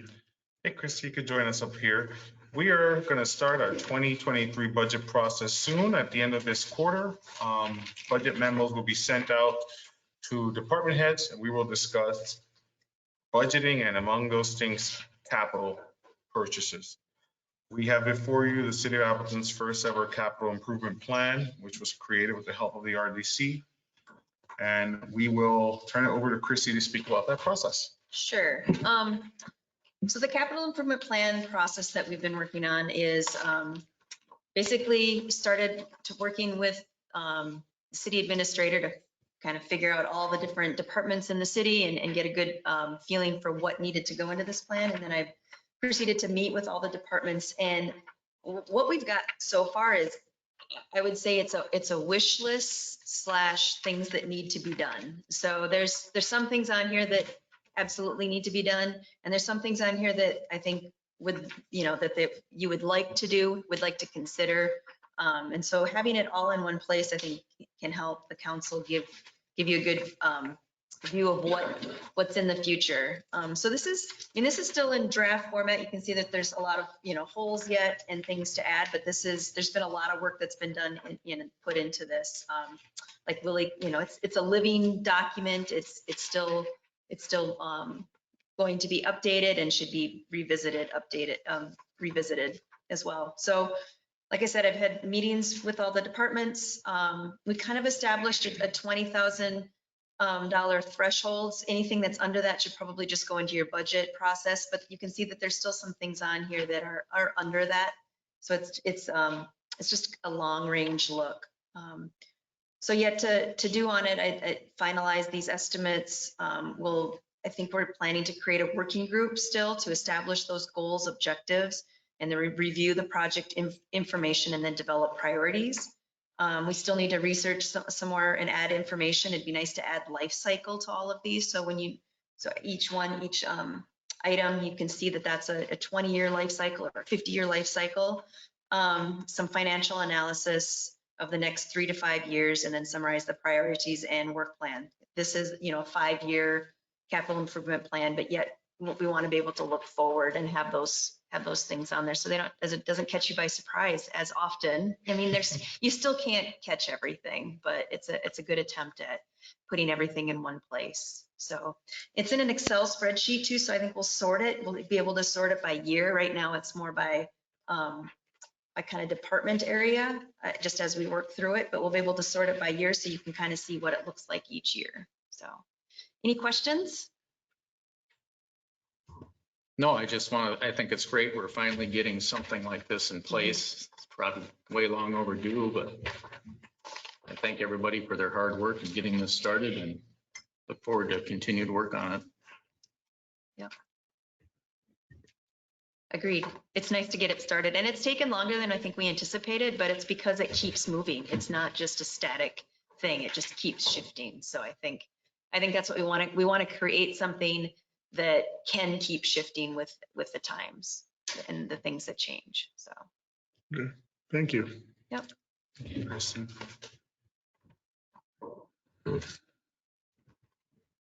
We have a motion.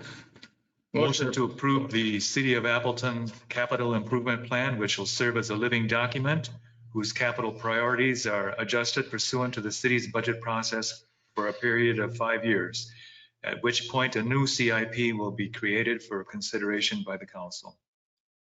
Second. Motion was made and seconded. Will there be any discussion? Hearing none, all in favor? Aye. Opposed? Motion carries. Pay equity resort submission. The report submission. The report that was posted, you put this online as well, right? Yep. The pay equity, you got it. No? Okay, well, pay equity is a requirement of the Minnesota Office of Management and Budget. And it requires that female job classes are paid equitably when compared to male job classes. A statistical analysis is run to make this determination. This analysis indicates that female job classes are not paid less than their male counterparts in a manner that is statistically significant, excuse me. The pay rate for female employees is not an issue here. The issue is the linear regression, which has to do with vesting periods. The vesting periods for all job classes within the city of Appleton to achieve predicted pay. In other words, females take longer to reach this predicted pay. That is something that's subject to negotiations, of course, because we have unionized departments and our females are part of those departments. When we submit this report, we will be out of compliance and pay equity will put us in a non-compliant status. The official from Minnesota Management and Budget, who is in charge of pay equity, said that we have a very strong case for reconsideration based on the fact that we're paying our female job classes the right amount of money. We're just not paying them as quickly as male job classes for the same pay over time. And because we have unions that have to negotiate vesting periods, we would qualify for reconsideration. But the first step is to submit the report. Okay.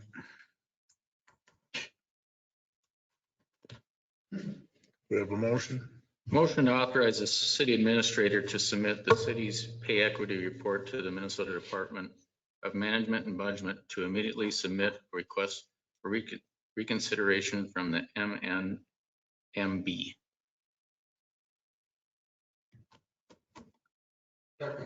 Motion has been made and seconded. Will there be any other discussion? This is important, just to reiterate. If you are in non-compliant status and you haven't worked out an arrangement for fixing that, your LGA can be reduced by 40%. So your local government aid. So it's important that we get this submitted. Will there be any other discussion? Hearing none, all in favor? Aye. Opposed? Motion carries. Electric car charging station, Otter Tail. I don't want to make a motion on this. I just think that this should be privately owned, not publicly owned. I guess I would agree with that. Yeah, because I've been to other cities and towns, you get like into bigger gas stations and that stuff, they all have the charging unit stations there, and it's an automotive industry type thing, and let somebody in the highway deal with it.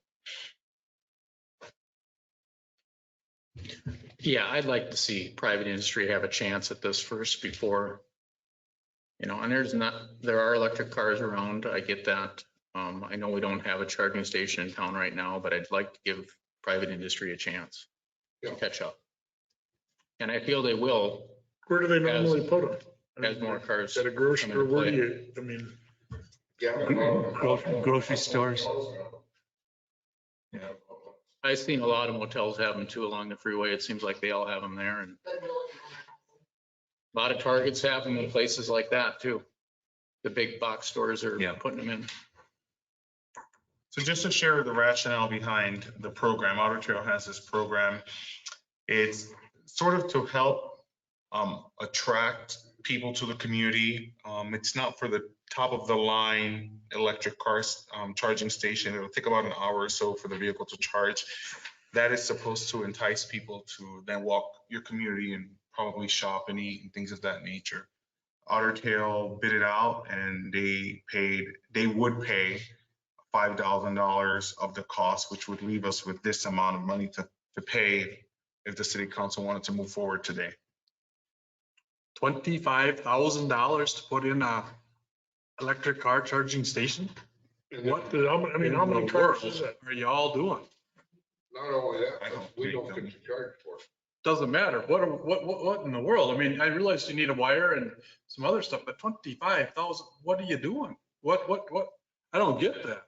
It's a little more to it than just a simple. They gotta have the box there's capacity Yes. issues that it's not just a normal battery charger. I understand, I don't describe me that, I don't think I'm taking, but think about what you could do for $25,000. Yeah, you're right. You're right. That's a lot of money. And then, Yeah. what in the But world? is that, I mean, is this 25,000? Is that just one car or is that like, could you plug 3 of them in at a time? No, I think it's either one. That's just yeah. one, okay. Well, the safest I've ever seen, they've just been in a single pole. Okay. Well, can we table it and see? It's if just we high can- for me is all. I mean, I don't doubt that we need the chargers, don't get me wrong, but I don't think they're worth $25,000. My gosh. What do we want to do? Well, I I mean, suppose we make this motion and then, vote against it. But you don't even have to make a motion. You don't have to If make there's a no motion. motion, then it just died. It's time. They've Okay. done it. They've done it. Thank you. But how do we involve that if we want a private, I mean, if somebody in town would want to put one in? how do They we- qualify if that's somebody wanted to put it out there if you want to do it. Maybe If they're being supplied power by Otter Tail, they might likely qualify. Okay. All right, moving on, fire department call increase. The city of Appleton call rates for fire right now, minimum charge of $7.50 for 2 hours, each additional hour at $2.50. When looking at surrounding areas, is really not high enough, I would say. We, our guys our people are out there, they're kind of risking their lives, and there are costs to running volunteer fire service, and the rates should be raised. I know that's what they were when I was. That's been a while ago. Well, can you talk to us about what you found?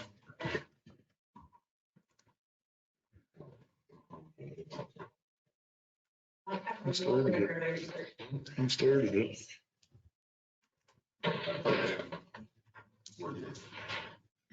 Okay. So myself and the fire chief did some research with surrounding towns, and we called or got a hold of either fire chiefs or clerks in those towns. I focused on the ones that touch our service area. You do have a chart before you of what we charge versus what other towns charge. It does range anywhere from $500 to up to $1,000. The varying factors were the amount of hours included in that first base charge, as well as each of the extra hour rates, anywhere from $150 to $350 an hour after that. Some towns, what they do is they charge per apparatus that goes out. So if you've got your rescue truck, your pumper, and your tanker that go out, you get each apparatus has a different charge. I did find the FEMA suggested rate too, just to see how the towns compared to that as well. They also have some rates for false alarms. Some towns, they do allow for a number of false alarms in a year, whether it be 1, 2, I saw up to 3. After that, they get charged a minimal amount rather than the full call amount. They get charged $250 or $500 was one of them. That is doing the run sheets and stuff for the fire department. We do have a large amount of false calls. You could call them in town, whether it's a smoke alarm system going off, a carbon monoxide system going off, where the fire department shows up, it's been taken care of, they were there 5 minutes. But our policy is to charge $750 as soon as those trucks leave that hall. Looking at the rates around us, yes, I believe that, for our area and now, considering the cost that it's going to be for fuel for the trucks to go out and such. And then also we have to remember that of that $750 we charge, $250 is taken out for the firefighter salary and split between the number of firefighters that show up. So really the fire department itself is only getting $500 of that $750 that we charge to pay for the expenses, the maintenance, upkeep, and that kind of thing. We do have, the billing too goes along with that. We need to to bill and have that ability to maybe explore some other ways to get that revenue in, because we do have calls that sometimes don't get paid or that kind of thing. But this research was very thorough around our area here. I did also just go out state, and what the administration is proposing is not out of line with communities our size that service similar areas. So that is something that the council is going to have to look at if they want to change how we bill or just increase the rates and include those first 2 hours and then increase the charge afterwards. Okay, thank you. And there's very few fire departments that cover as much property as we do. I didn't look fully at the service areas because this was a get the rates. Yeah. And the rates were hard to find too, Yeah, to be real honest. They do go out a long ways, I think. We do. We travel, I think, from town here 27 miles to one place. Yep. And there was a town I found, not in our area, but they did add a fuel surcharge on. So whether it was a rural call or a city call, but you know, we don't want to get into that, but you know, there is departments that make up, you know, for that difference or that long travel time with some of those type of things. Whereas if we just include it in our flat fee. All right, thank you. Thank you, Emma. Make a motion to increase the Appleton Fire and Rescue schedule of fees up to $1,000 for minimum charges of 2 hours of service, $330 for each additional hour of service. I'll second that. Motion has been made and seconded. Will be under discussion. Hearing none, all in favor? Aye. Opposed? Motion carries.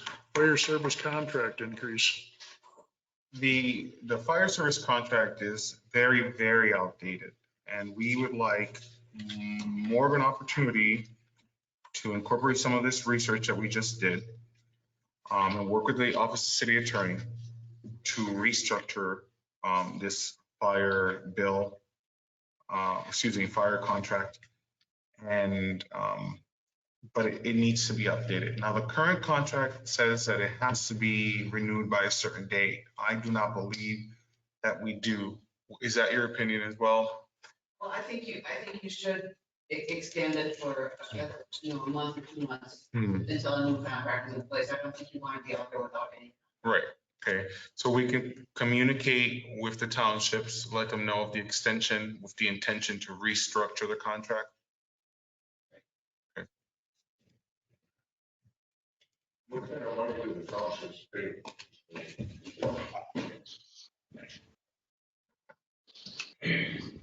This is great. Okay, I guess I'm in for surprising someone. I don't think people realize how this works. That's why I'm excited for you to share it. So right now, I'm just going to start with what Appleton charges.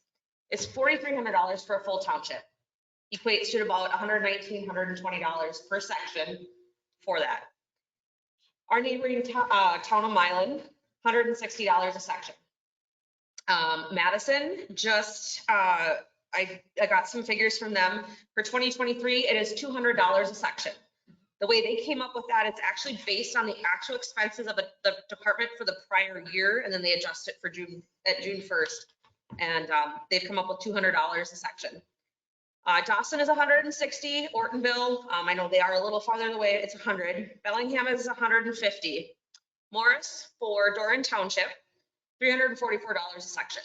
So a full township is $12,384. That range is typical of the entire state that I was able to find.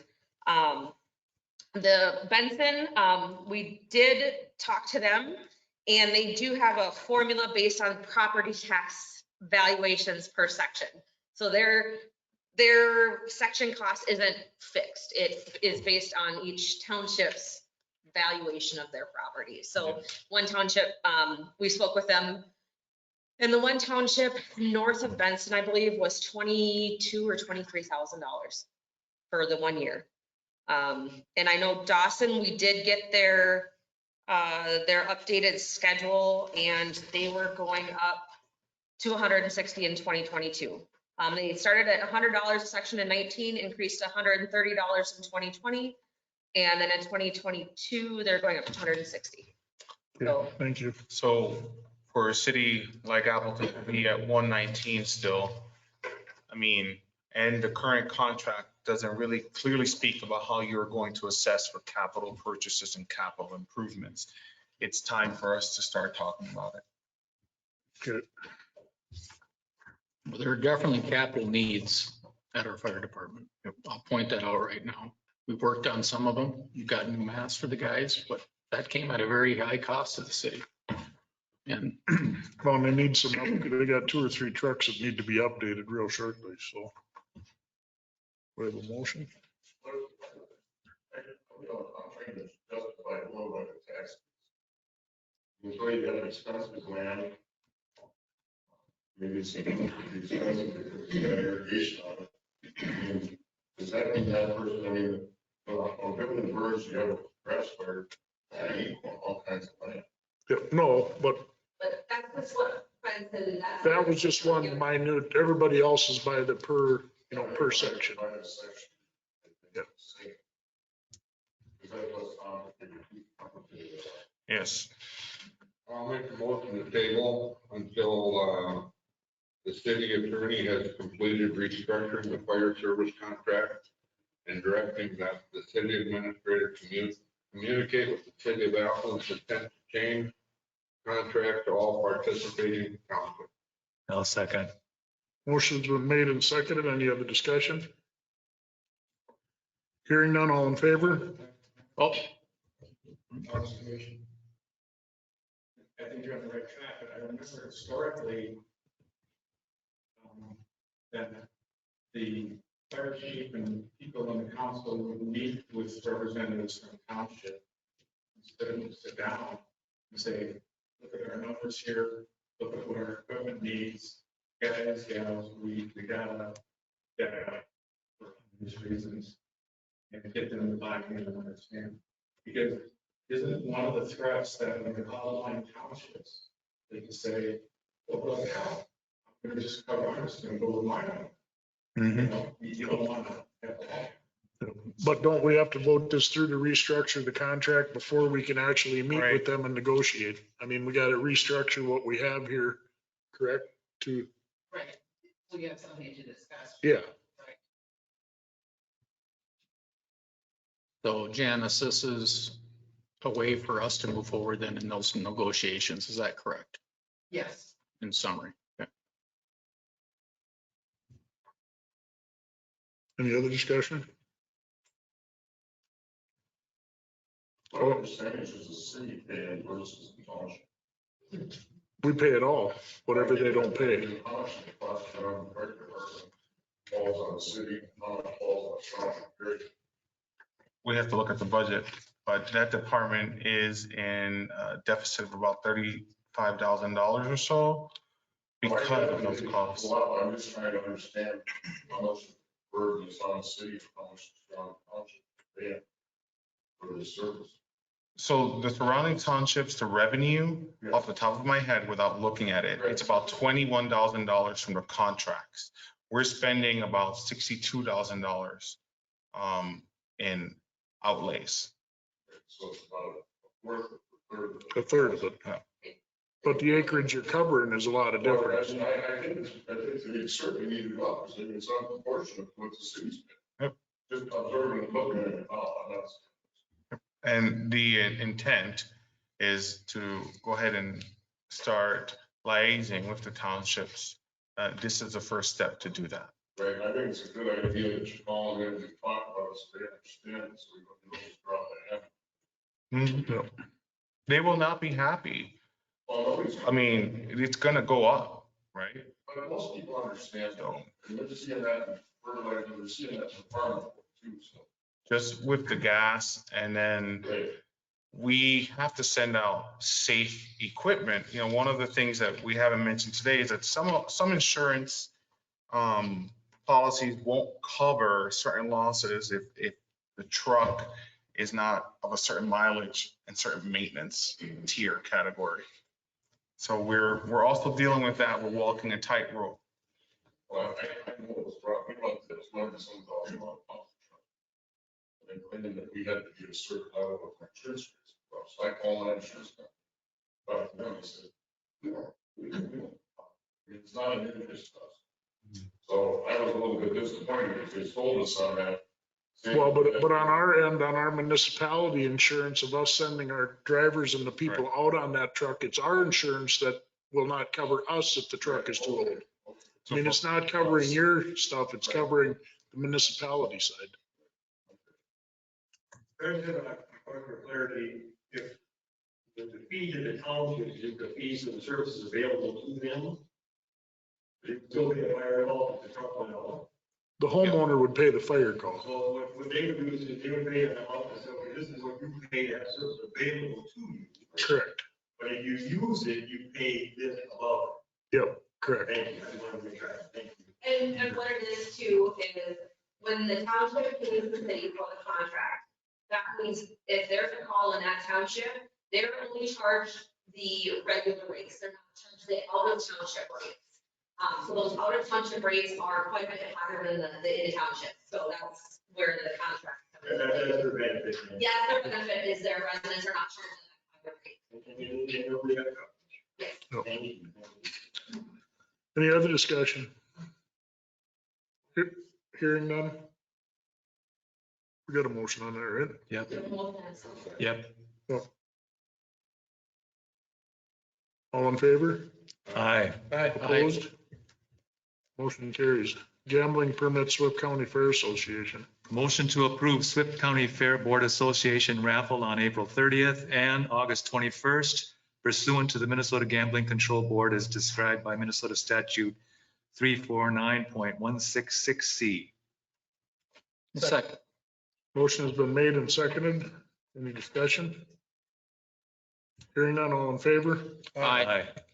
Opposed? Motion carries.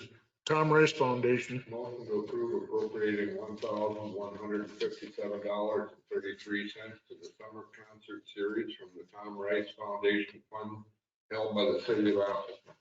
Second. Motion has been made and seconded. Any other discussion? Hearing none, all in favor? Aye. Opposed? Motion carries.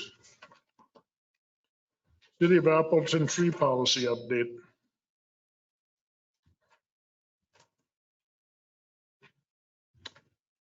You want to make a motion or are we gonna?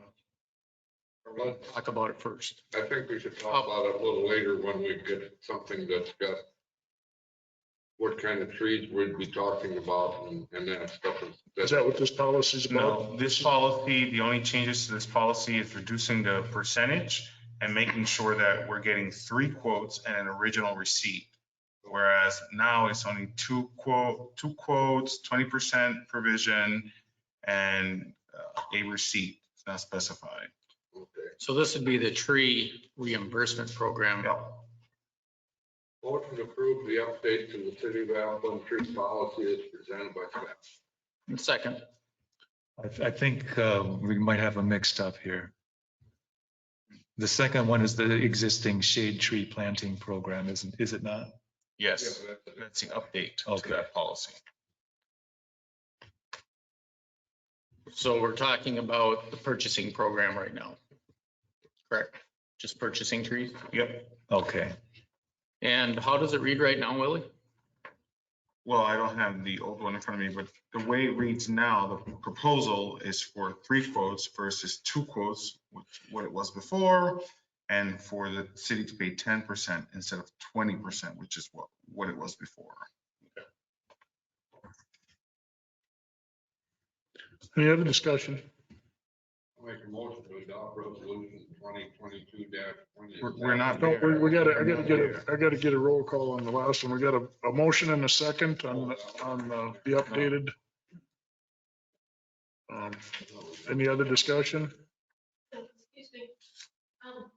This isn't saying that trees are going to be eliminated from the boulevard, is it? No, this is just a percentage that the city will pay the resident, and then we want more quotes, so we know we're getting the best price for the trees. And then is that on the boulevard or is that anywhere? This is for how we reimburse for an individual to purchase a tree. where it's to be placed. It doesn't, that does not This isn't speak on part of this. that. It's just a percentage we pay when we do that, wherever it is. This is Well, the, whenever we do it. yeah. Why is there a change? Why make it only 10% when you can go up to 3 quotes? I mean, it just seems like it's leading to where the homeowner is going to go to hell. You know, but why make it more stringent than the homeowner? I don't see that it's more stringent to get the quotes. Yeah. Well, some of these trees are very expensive, as we both know, and the price of this stuff just continues to go up. I spend a lot of time looking at trees, researching trees. You know, there are alternative programs, I think, to Appleton citizens too. I don't know how far the Swip County program goes where you can buy, you know, smaller trees for a much reduced rate. I don't know if our residents can use that in town, but I believe they can. And that's available every year. So that's another avenue. But those aren't big trees, but we start getting into the big trees and we're talking a couple $100, $300. Okay, we have a motion and a second on the floor. All in favor? Aye. Aye. Opposed? Motion carries. Resolution 2022-20. Now this gets into some of what she brought up. This does limit that. Let's get the motion and a second on the floor and get to discussion. Adopt resolution 2022-20 establishing criteria for the existing shade tree planting program. Second. Motion has been made and seconded. Any discussion? You know, hearing what the community said and the fact that we're going to have a hearing, maybe council should consider tabling until the hearing. I personally think one of the most beautiful parts of our city are our trees. They are also a headache, but they keep us breathing nicely. But let's, I don't know, consider tabling it until you have the hearing and Apex tells you, hey, you really just have to remove them. The concern, of course, is the underground utility in the city right away in the boulevard. So can we rescind this motion and table it, or how do we do that, Jen? Or you can vote on it and. Vote it down. Vote in favor of it. Okay. I guess I like the idea of having the hearing first and seeing what comes from that before we do this too. It makes sense to me. Okay, we have a motion and a second on the floor. All in favor? Opposed? Aye. Motion. We could put it on another agenda.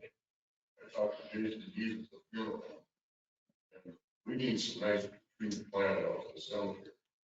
And I talked to him about that. He'd be willing to at least settle some people that are buried through the funeral home out in Appleton. He would put a deal in there where they could donate $200, $300 to plant a tree at the cemetery. Maybe just put a little name tag by the tree. But they could donate it. People, he thinks with donating it, you know, he pulls out someone, you know, they would say, we'd like to donate $300 or $500 for a tree. We have a policy in the cemetery, you can't plant anything. No. City. Yeah, the city can, but I mean, that's, why don't you bring that up at it? You know? Yep. And then the city can plant the trees. We do have somebody going in eventually. Yeah, actually, we're working with a landscaper, and he's coming in this year, and he actually did complete thorough, I don't know, what you call it, examination of all the trees out there, and found that species of trees that have been planted are not necessarily working with each other. So we're taking some out, and he's come in and he's figured out what's going to work all together and what's going to kind of keep that color throughout the whole year rather than bloom all at once and then disappear. So we are working with the landscapers to give us suggestions. But I'm just saying, we can collect money from people that would donate a tree as a deal. Are you offering money? Okay. Yeah, we already planned. Put that on the record. All right. But I'm just saying, it's the way it is. People can plant a tree out there. We'll put that on another agenda. We got a long like enough that one tonight. I think it's a good idea to I look think at it so in the too. future if we can. Take a look at it. Purchase payments, we're done with that one, right? Yeah. Motion to approve the payment of $96,072.92 for purchases of goods and services beyond the city's purchase policy limit. Second. Motion has been made and seconded. Any discussion? Yep, the first one is library system Q1 payout. Second one, $6,800. That's land survey that was done for the 52 wing that gets paid out of the bond proceeds we just got. Aeration Industries, you guys approved already. This is the control panel for how you use these aerators. That's as technical as I get, I'm sorry. And then the Chapel Center, you guys approved $34,000 at the last meeting. This is the invoice. The last invoice will be on the next meeting. The Apex costs are covered through the MNPFA money with us in association to the new water treatment plant. Any other discussion? Hearing none, all in favor? Aye.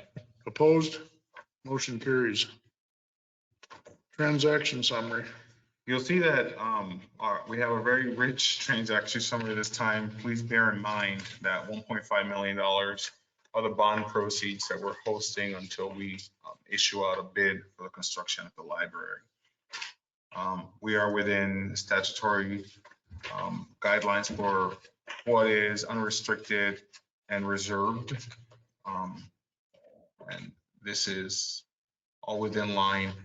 You read this together with your check runs, which are supplied to you from my office. So